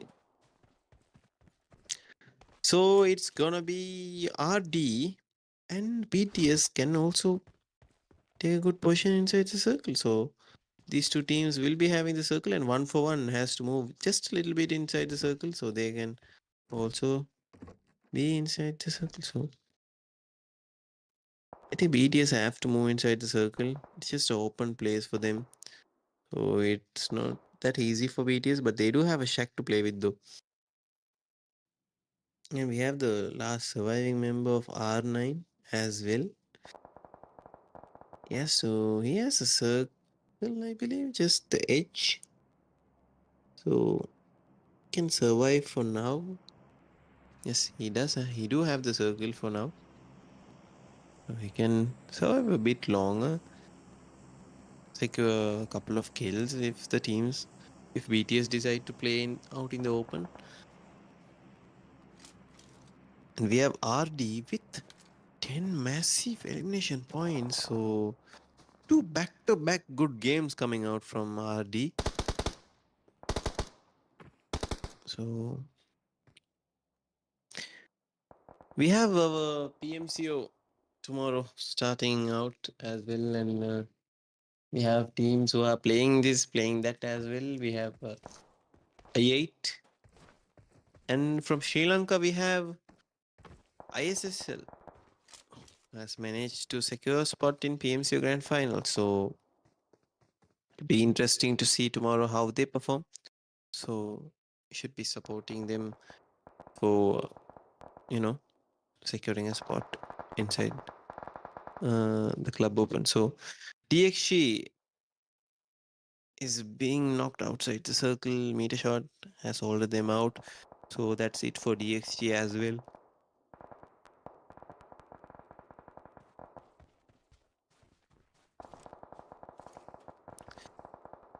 It's just 6 teams alive. We have almost all those teams inside the zone. So we have one for one. We have METERSHOT and we have RD. So this time around we have one Sri Lankan team in the name of BTS who's still alive. And here we go, 1 for 1. They are going for the fight against METERSHOT. I think they might go for this full send and clear METERSHOT out. So let's see how it squares off. Yeah, here comes the secure. So METERSHOT is having a hard time going inside the circle. They're getting shots from both sides. They have to face RD, who's just gonna toss some nades towards them, and they have 1 for 1 who's shooting them. So here's the player from METERSHOT, crazy. He's trying his best to survive. He's trying his best to dodge the bullets, trying his best to get more position points. So we have VTS who has to move inside the circle. Prize gets few chunk out of the player of RD. So they have to move inside the circle. It's not easy for them to go. They have to cross an open area in order to move inside the circle. And we have team number 6 still alive. Gets a knock on to 1 for 1. He will be able to secure that kill point. So this is looking like an RD match, and the METERSHOT still surviving. Crazy is doing a lot for his team here, dodging as many bullets as he could. And team number 6 also has to go inside the circle.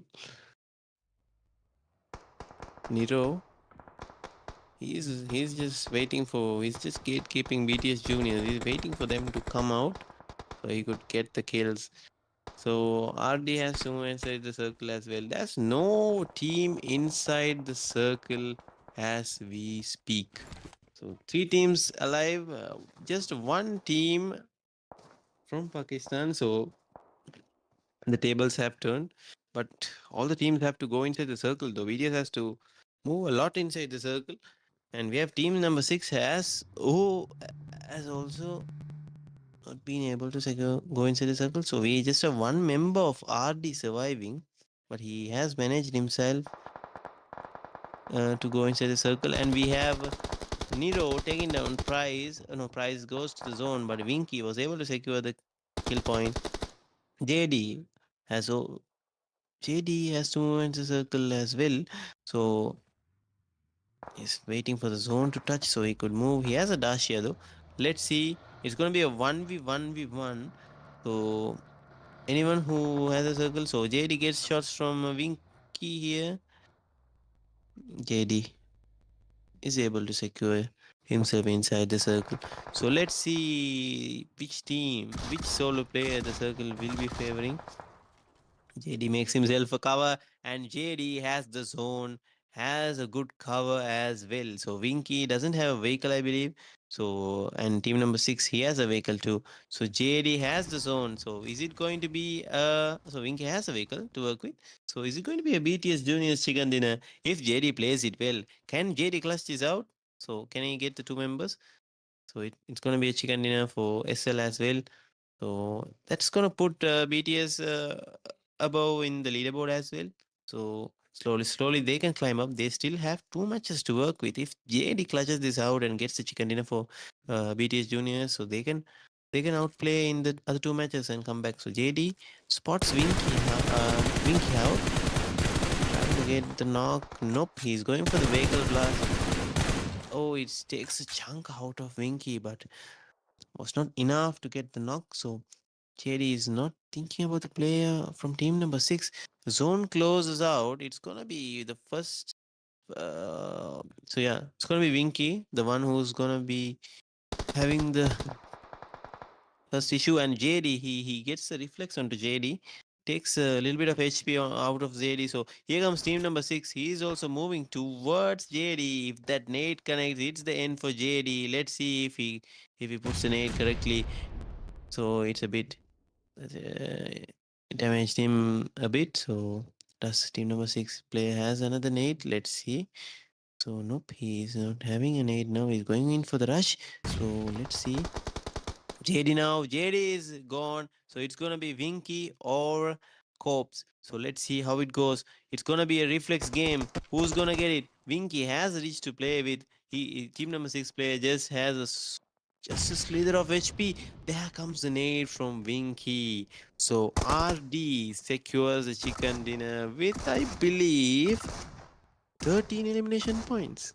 So Winky, being the solo member, was able to run out in the open and secure the chicken dinner for them. So it's a bit unfortunate for JD since he got rushed from both the sides. So yeah, he was not able to get the chicken dinner for BTS Juniors. But well played though. So we have RD, so Red Death securing the chicken dinner, and we have uh, KKC FOR, I believe, with 5 elimination points, finishing at the second place, and we have BTS Juniors with 4 elimination points, finishing at the third position. So a bit, so a bit of a change in the fourth match.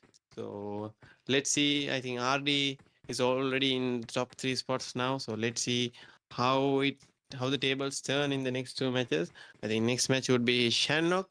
So it'll be pretty interesting to watch. So stay tuned with us. So we'll be back with the Shannock match as soon as possible. Stay tuned, guys.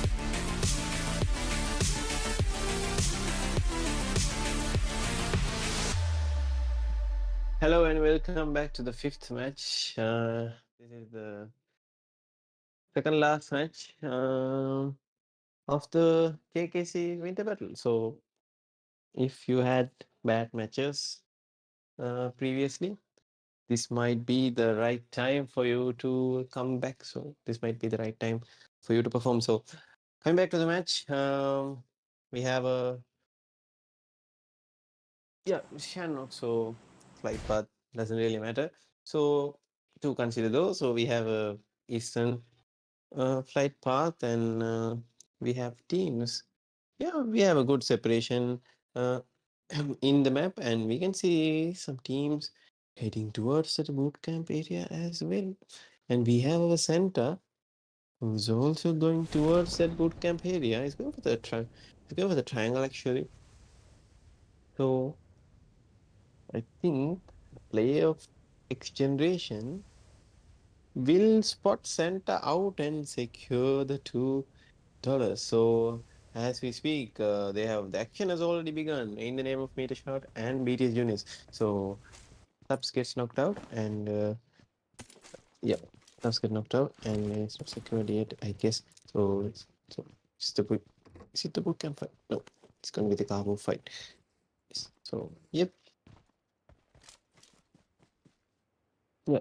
And METERSHOT were able to secure Thups out. So it's Prize who's gonna fall back. So for now, I think BTS juniors will be avoiding the fight with METERSHOT and they're gonna go for the placement play. So heading over to our center, he is close by to the player of X generation. He's showing his position off. I don't think he would knock anyone though. So Santa's mean no harm. Let's see how it goes though. And there goes the one center. There goes one center out. So that's $2 for X generation. And here goes another $2 for X generation. So they were able to secure both the centers. So nice. That's a good way to start the match. So centers didn't really get to play more in stand up. So a small map. And we have BT, who didn't have the greatest of greatest days, dropping into boot camp, trying to get that comeback going with that. So they're trying to get the things started with high elimination points. So they have to go against Team NRC though, whose drop location is boot camp. So we don't have any teams close by to them except for the threat of X generation who are looting the triangle. They'll be moving out on top. So let's see how it goes. Both teams are just holding. We have X generation holding the bootcamp hill as well. So they'll be taking few shots if they find any hit points. So we have the Pine and fight. So 1-for-1 has gone for their typical drop, which is Pine and. So they'll be contested by Rush B. So already Cyber has been knocked out by the players of 1-for-1. He'll be secured. So B is here holding the wall here. So yep, 1-for-1 is looking good. They have secured that one play of Rush B. Now they can progress on the aggression, I think. So that's what they're doing. Hacker with the front line, going closer to the enemy. So Yam Yang is holding under the staircase, trying to ambush the rushing players. Off 1-for-1. 1-for-1. Have to watch out. If not, they'll be taken out easily. So yeah, and as we speak, MVP Sports is rushing. Anua is alone though. He has given footstep to them. So Anua has to play alone here, getting naded off. Here comes the knock from Sun. And Anua will be secured as well. So it's really hard to defend 4 players from the same team alone without the utility play. The utility comes into play. So as we speak, we can see in the kill feed that 1-for-1 has secured another member of Rush B. So yeah, and Selim gets knocked out from RD. And yep, that's it for Rush B, I guess. The last member surviving. ER stuck out in the open here near the Paradise area. So Rush has to move out. And MVP Sports has decided to hold on to the hill a bit longer. So Rush has time to fall back if his position has not been compromised. But we do have METERSHOT coming behind the players of MVP Sports. So it will be easy pickings for them if they spot the players of MVP Esports.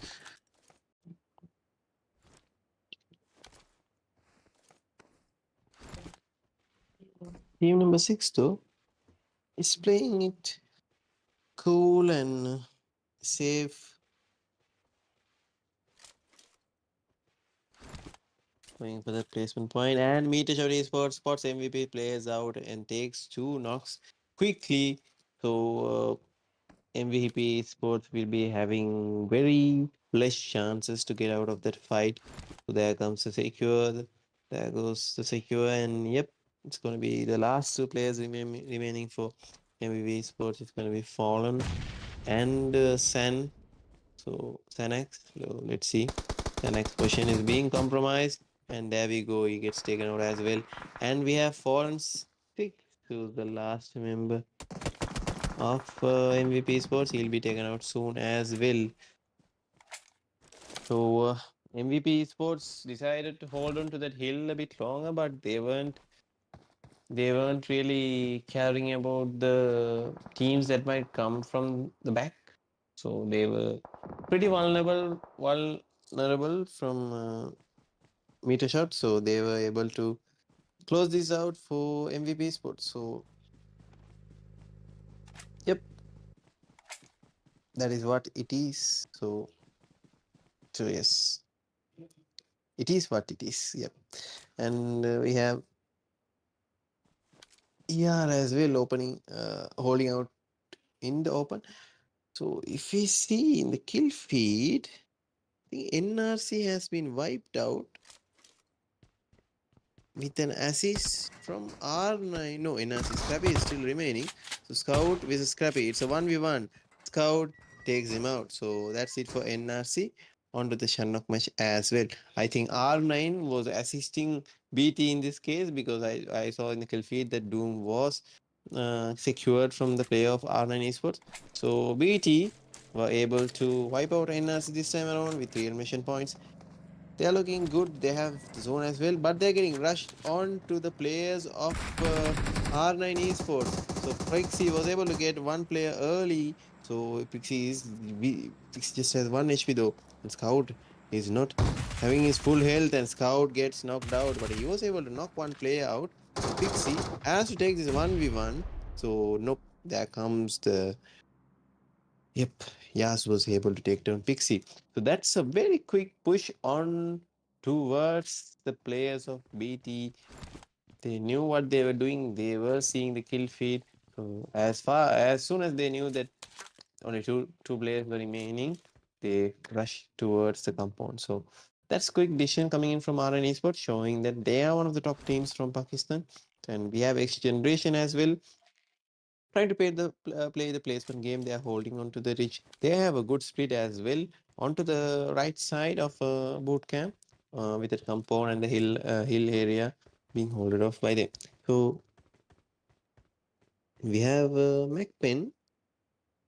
Uh, they also they have dropped onto their favorite drop location, Camp Charlie, and they're holding the cave area for now. They have to move inside the circle. So they did spot the players of team number 6 though. Can they get some shots? Team number 6 has decided to move inside the circle.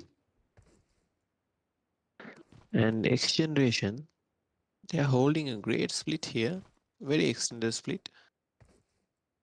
And they're just chilling for now. This player, he knows the map, if you can see. He knows where to hold, and it's pretty good map knowledge here. He's trying to find a spot that he can ambush or surprise the enemy with, but he has decided it doesn't work, so he's go for the no, he's not going for the other side. So Alpha Boy, he's just chilling. Just phase 1, just phase 2, so they're just holding here. With the great split they have, they can move inside the circle any way they want. So yep. And Shannock teams have decided to take early fights early on. They're going for the aggression gameplay, and we have the two surviving members of BTS Esports, BTS Juniors, also holding it out on the center of the circle. As far as things go on Shannock, though, circle finishing in a compound is very less likely. Usually, the last circles will form on an open area. So, yep, R9 also trying to get some good points from this map, from this match. As you can see, they are also holding out and trying to wait for the circle to close out.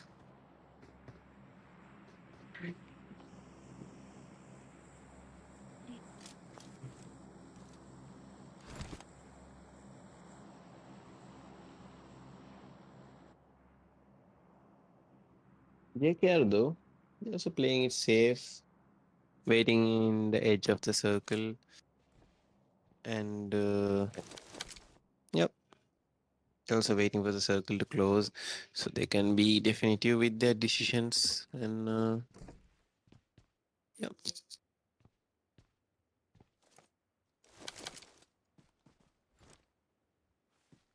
RD, who got the chicken dinner onto the previous match, and they have pretty good points as well as far as things go, and pretty interesting game play from them. They're playing it safe, passive in the start of the match, and they are going aggressive on to the end, towards the end. So that's a pretty interesting play coming out for them. Then it has paid them off as well. So they have secured considerable amount of good points in all 4 matches, except for the second weekend. I guess they got a too soon. So yeah, JKR silently closing in towards the players of RD, but the players of RD know that JKR are here. Pops one nade off and was not able to get the knock. So JKR has decided to take the fight with RD here. But the play, that beautiful flank coming in from Bazit, all the players of JKR is vulnerable now from that great flank, that fantastic flank coming in from Bazit is trying to spot the players of JKR here.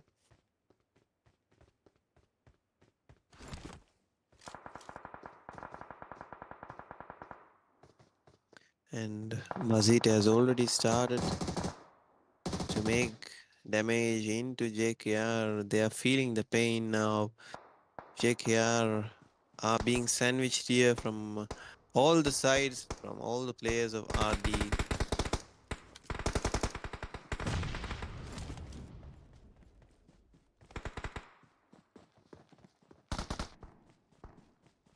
Bazid now doing all the damage for himself, gets a knock onto JKR. Playboy is being knocked, so it's gonna be 3 members alive for JKR now, and Bazid secures the kill as well. So they have to move inside the circle though, but it's close by, and JKR has decided to fall back a little bit, so they know that Bazid has the off angle, so it's really hard for JKR to make any progress towards the rush. So yeah, they have decided to fall back with Clown holding it out in the open. He has the zone though. If he gets spotted out, he'll be taken out quickly. Yes, he gets spotted out. There we go, Winky with that drive through, with the drive by. Gets the knock on to Clown and he's been secured quickly. So JKR, they approach them really aggressively, but unfortunately, they were outperformed by the players of RD with just a simple flank from Bazit. Uh, Literally shut down the push, the aggression that JKR had. So that shows how much experience the players of RD are, and they're here to prove that. And they are showing the expected performance that we expect from Red Dead. And yes,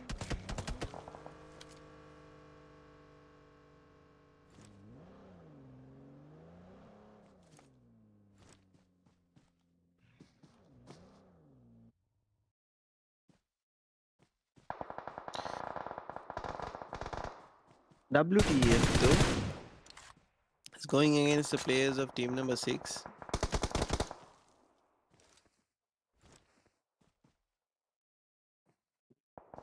So with having the high ridge advantage, WTF is looking to close this out, but the player from team number 6 denies. He gets a knock on to WTF.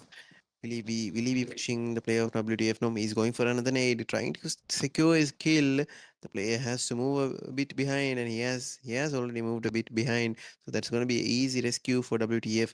So let's see if this player of team number 6 can do more damage to him. And Kane is being secured from X Generation there from from the long. So let's see how it goes.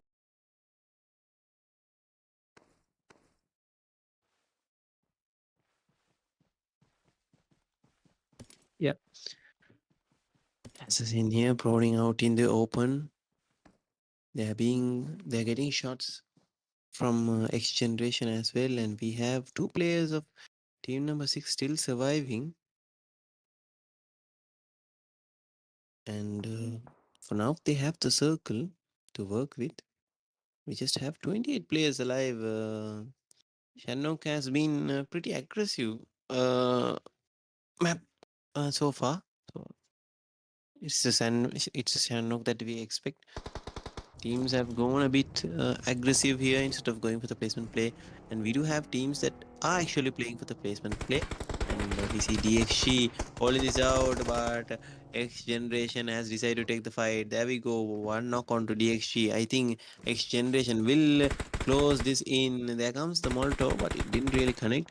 There comes another knock towards DXG, and that's it for DXG. It was a pretty quick wipe out from X Generation, and they have 11 elimination points for them.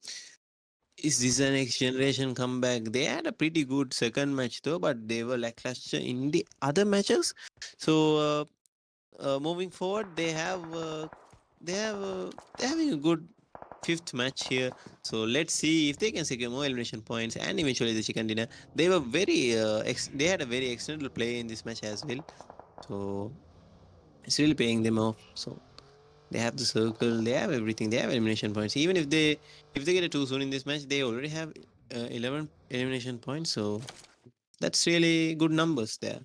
So there's a component in the sense, and no teams are holding, and none of the teams are holding that compound. It's a bit of low ridge as well.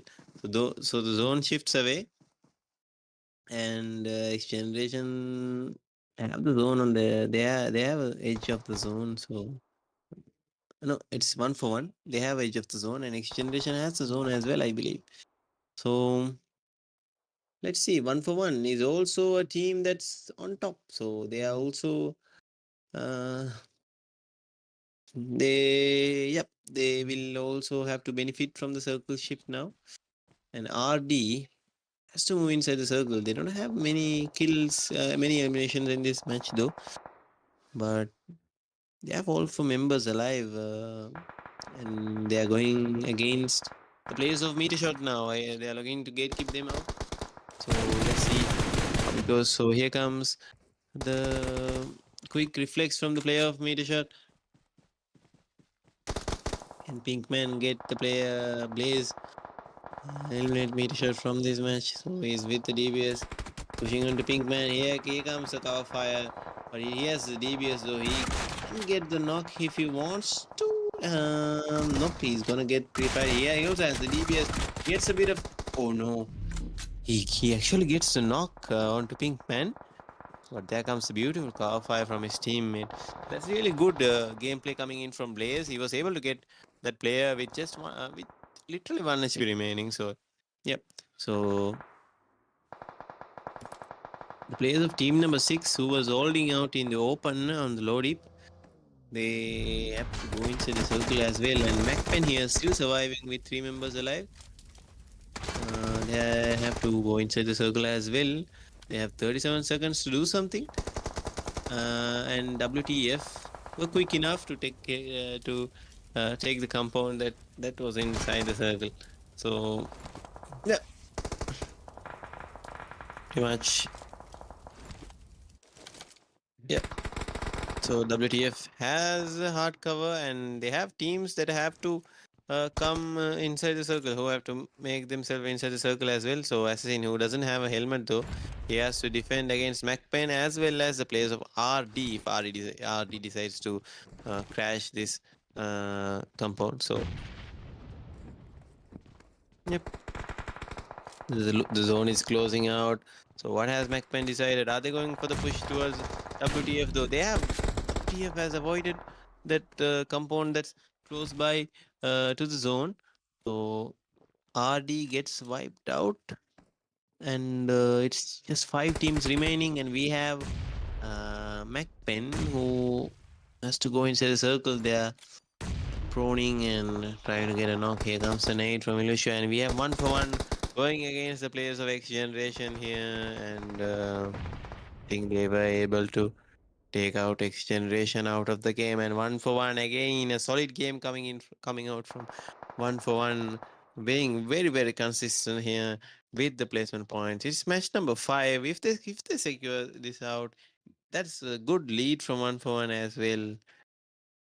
So it's gonna be MAKPEN, WTF, and KKC FOR, and 1-for-1. So MAKPEN has done a bit of a flank with caping heads close to WTF. So let's see. The circle will be closing in 24 seconds now. So it's a 3v, 3v, 3v, 1. So this solo player has to move inside the circle. 1-for-1 with the complete control of the circle. Oh my god, 1-for-1. They're being really consistent here. All the way from the first fight in Painan, they have been very consistent. So this might be the second chicken dinner for 1-for-1. Let's see. We can't really decide on it now though, but it's looking like that. So let's see how it goes. So MAKPEN here is taking the fight with WTF. Can they close it out? Hates here. Close by WTF. Looking so no, Hates gets damaged from the long distance. 1-for-1 spoils it for Hates. So now WTF has to move inside the circle also. They are just free kills for them. It's open sesame for the other teams. Here we go. Here we go. MAKPEN now gets a knock. M12 gets a knock onto 141. He's going for the push now.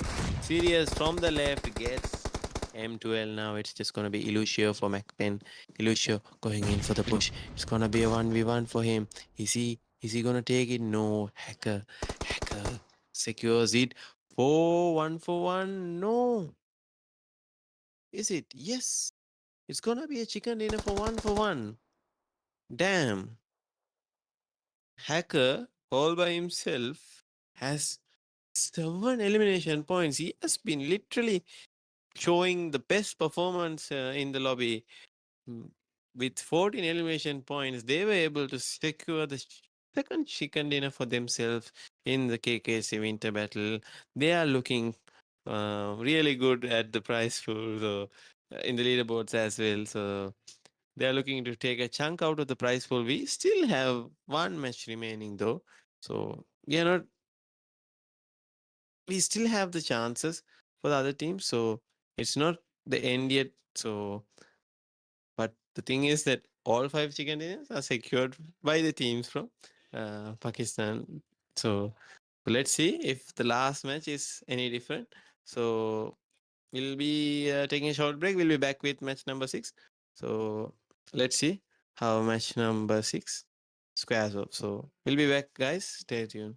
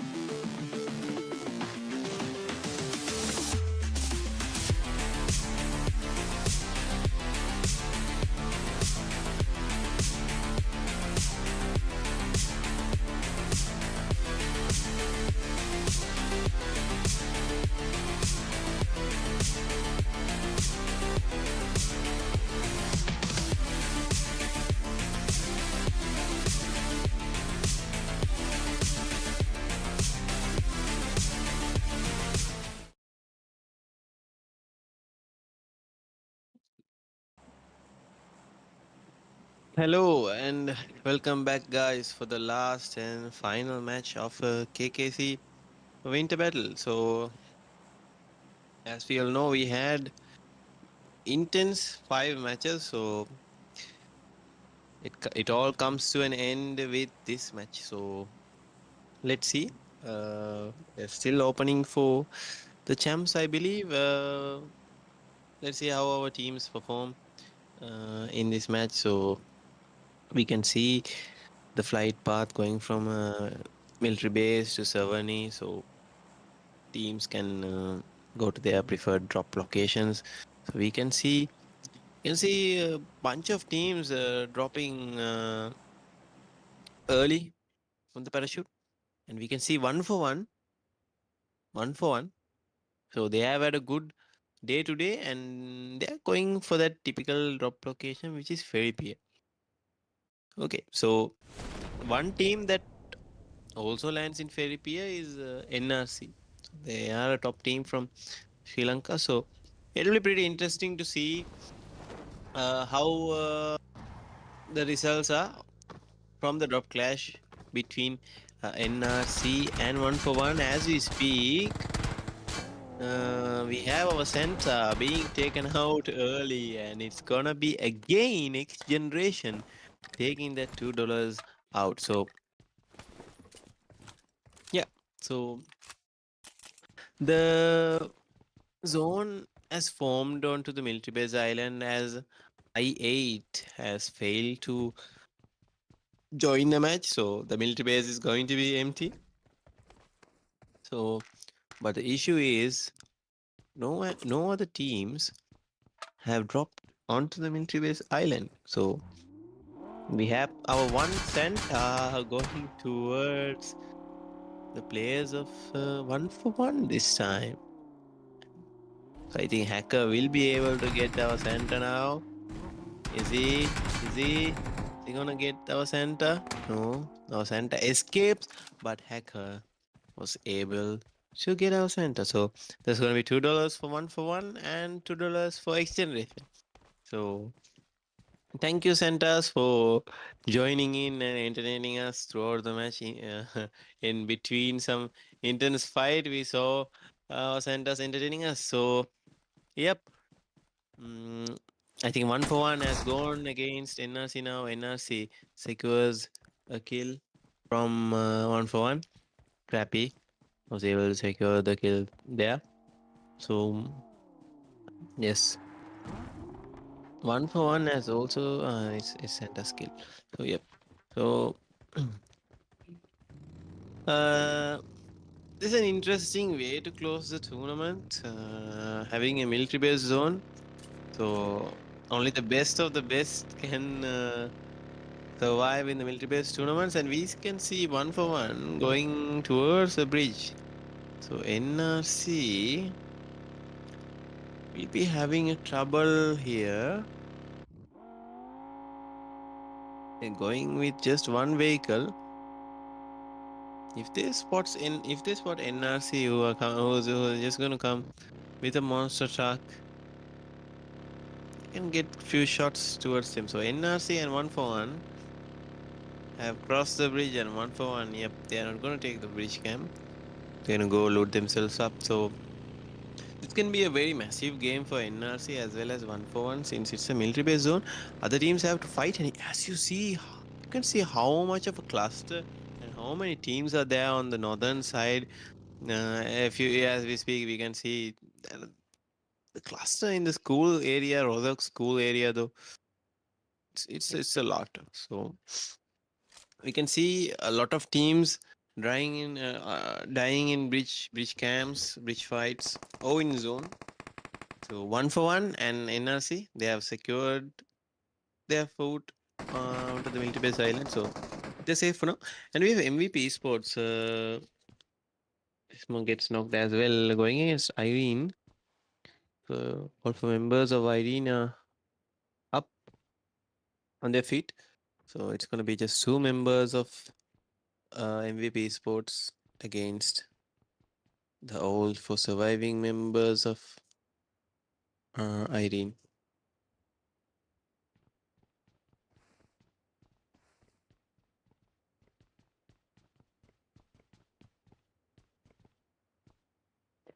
And we can see Rush B also crossing the bridge safely. NRC just entered the bridge, and I don't think they were able to camp the bridge properly. So Rush B, they let the Pochinki team Rush B also move inside the military base island, and we have WTF as well approaching the bridge, and we don't see X Generation camping the bridge as well. So these teams have already secured the good placement inside the circle, and I think X Generation has not even looted properly. If they can camp the bridge, if they can camp the bridge out, they could actually get some knocks onto WTF, and we have Assassin who has managed to cross the bridge. Do we know that players of X Generation are out here? And do the players of X Generation know that Assassin is out here? Let's see. So Assassin has decided to fall back. Yep. Players of X Generation are trying to spot out the players of WTF.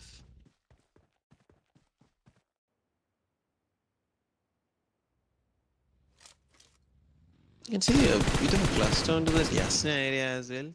And here we go. Meteor shot gets a knock on to RD. RD having a hard time there. There goes another player. Hardy has decided to fall back from that fight, falling back away from METERSHOT Esports. Having a good position inside the leaderboard as well. I think they're better off avoiding this fight and going for the position play. They've already secured a kill point though to their name. So yeah, this is gonna go inside Yasnia, loot up a bit, and go for the position play.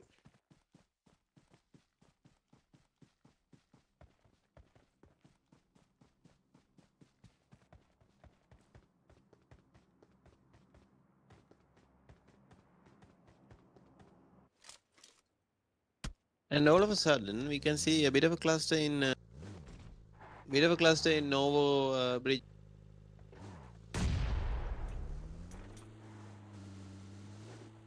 Yeah, bit of a cluster in Novo area as well, Novo Bridge side area, and we have NRC who's gonna surround WTF here, trying to get an opening onto WTF so they can secure the kill points.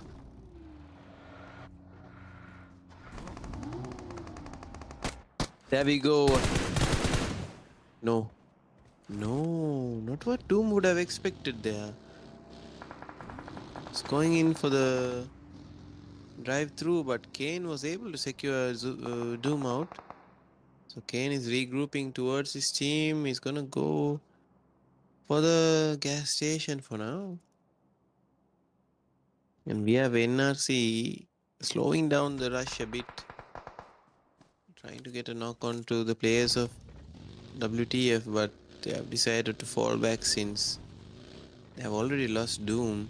So then they don't have any intel regarding the other positions that WTF are holding. So yep, they have decided to fall back a bit, and we see most of the teams are moving inside the circle pretty easily because teams have avoided to camp the bridge, and BTS juniors are also crossing the bridge pretty safely. So, without I8, the teams were able to easily get inside the circle. Tups though getting shots, so he has very low HP, and his buggy is gone as well. Tups trying to get a knock on to Cyber, not able to get some connection, and Prize is taken out and finished.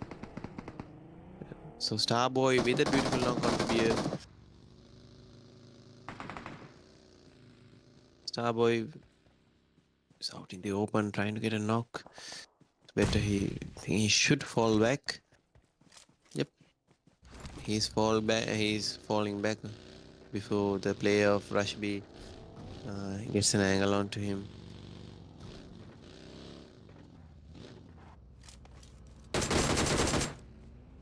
Savoy spots one out and escapes with just 1 HP remaining. And yep, Starboy gets down as well. It's 1-for-1, joining the party. They're gonna take all the kills here. There we go, BTS with 2 members. They're just gonna fall back out of this crazy mess. So they're gonna regroup. I think Starboy will be secured. And yep, that was a crazy riot out there. And 1-for-1 decided to join the party as well. And yeah, 1-for-1. They have lost they have lost series earlier on to NRC, and they're trying to get more elimination points. So the placement points are secured mostly because they have already entered the military base island, and as you know, try to get some shots, and JD gets a knock onto Rush B. Rush B has also knocked Tups and secured him.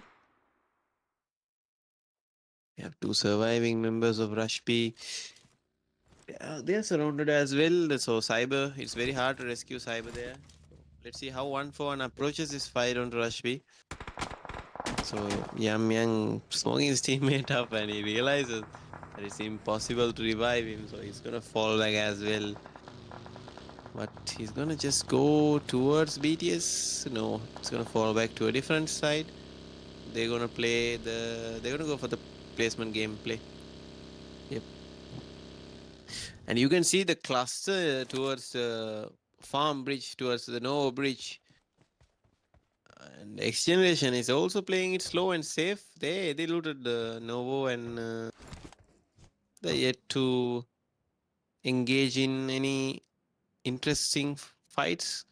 So it'll be interesting to see how many teams will be entering the circle from the Novo bridge, because as you can see, it's a cluster.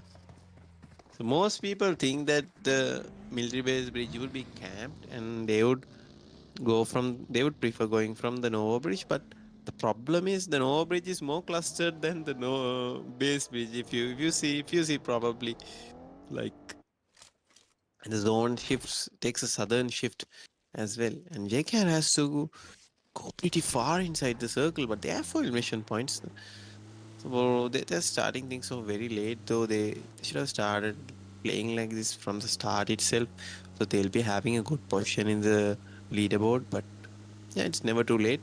So let's see if they can secure a chicken in this match. So as you can see, there's almost 3 teams holding the Nova Bridge, and they have decided to go as well since the circle is far, and there's literally no one camping the military base left side bridge.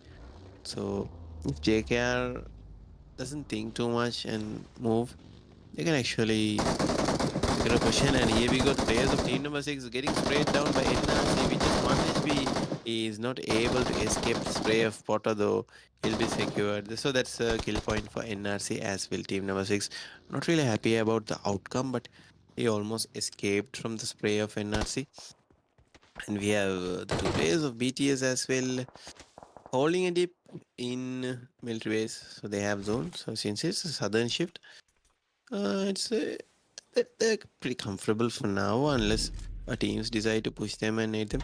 And as you can see, outside the zone, players are getting knocked, getting finished, and we have METERSHOT trying to pull out a high elim game here with 9 elimination points. But they lose a member though. Blaze, the man, and Rush P as well, holding the extreme southern area here, but 1-for-1. I think they know that Yamyang is here. This position has been compromised, and they're getting rushed by Degenerate. Sorry, they are getting Rushed by XGENERATION as well. So I think they know Beast is up here. He has already given footsteps. Can he get a knock onto Alpha Boy? Nope, then he doesn't connect. It's a bit short. They have to move inside the circle though.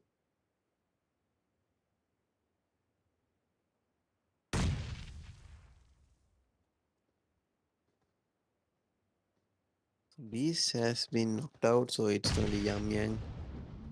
He has to move inside the circle and he has to defend the 4 players of XGENERATION.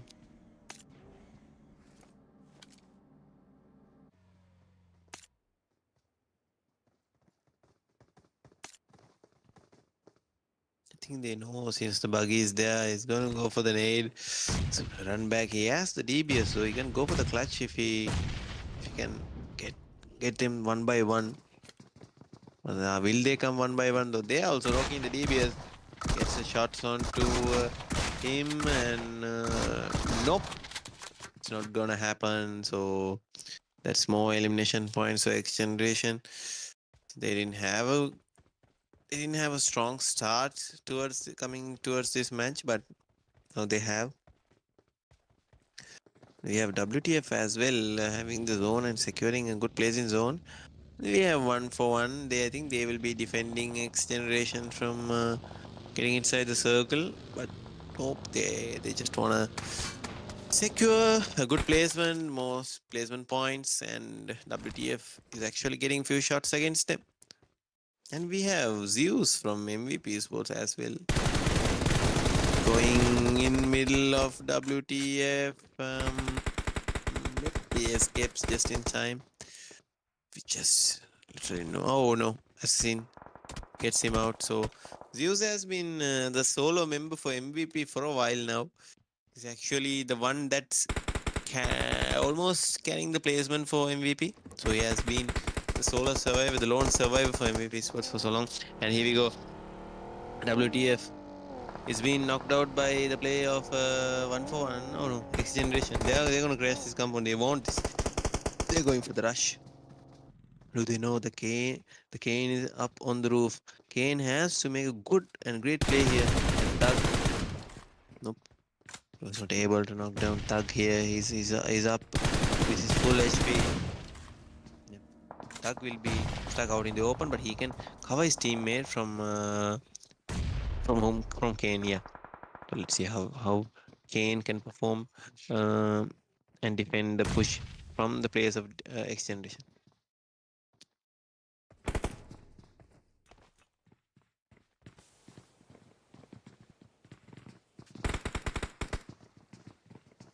Kane gets down from the roof.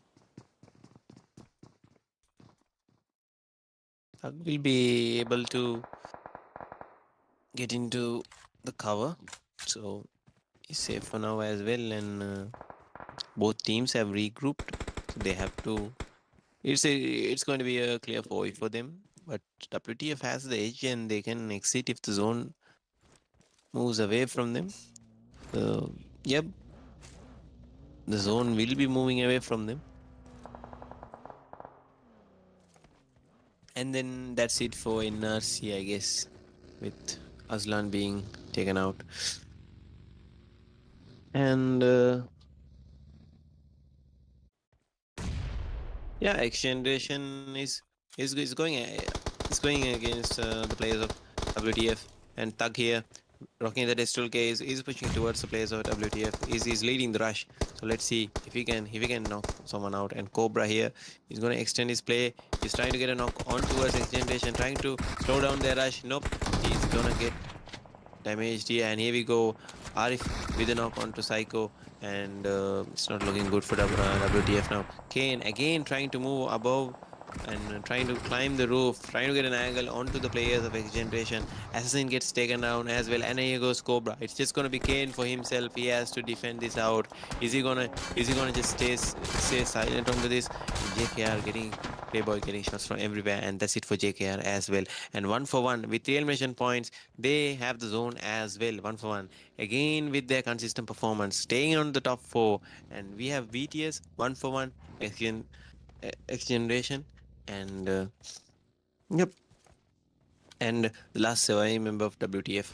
So let's see who can secure the chicken dinner. Is it going to be a Sri Lankan chicken dinner at this time? So let's see how it's gonna square off. So again, and again, we have almost. I think yeah, I think WTF is eliminated. So it's METERSHOT. Yeah, who's gonna be the other team alive? And it's gonna be Starboy, the solo surviving member for BTS Juniors. So again, the Pakistan teams have dominated the lobby so far. I know JD is also still alive. So it's a 2v, 3v4, I believe. So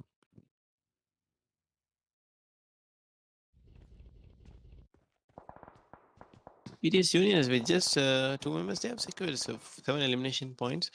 If they can secure the chicken dinner into this last match, I think they can move pretty much up onto the table as well. But what a consistent performance coming in from 1 for 1, though. They have been really consistent from the start of the day. And here comes the knock from JD onto the player of X Generation. And they will go for the push, I believe. Here comes Hacker.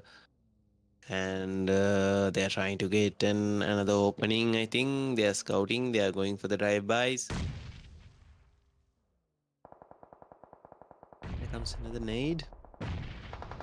Starboy gets knocked from METERSHOT though. And Hacker gets knocked by Arif. And JD, can he get the secure? No, Arif gets JD as well. It's just Eagle. The last one surviving for 1 for 1. He gets Arif. So it's gonna be a 1v3 for him. Can he get Ashad as well? Nope. It's gonna be the end for 1 for 1. They will be going out at the fourth place. Is it enough for them to be on top? We will have to find out. So let's see how it goes. And JD, last one surviving for BS Juniors here. He has the edge of the zone. And METERSHOT Esports has decided to go against the pace of X Generation. So X Generation with all 4 men alive and the zone, what else can they request? So obviously they can get the chicken dinner from this match. So it'll be the second chicken dinner from X Generation as well. So it'll be a bit hard for, I guess, for 1 for 1 to declare themselves as the winners already. So we have to see if pretty much out of the equation as the circle moves out away from him. And Metershirt has the circle, but they have to defend the players of X Generation in order to secure this chicken dinner. So Metershirt have to keep in mind that JD is still alive. I think they know that JD is still alive. So JD though, he has done the same in the fourth match. And he is doing it's doing a lot for VTS Juniors here. And here we go, X Generation gets a knock on the METERSHOT. That's it for METERSHOT. It's gonna be a 1v4.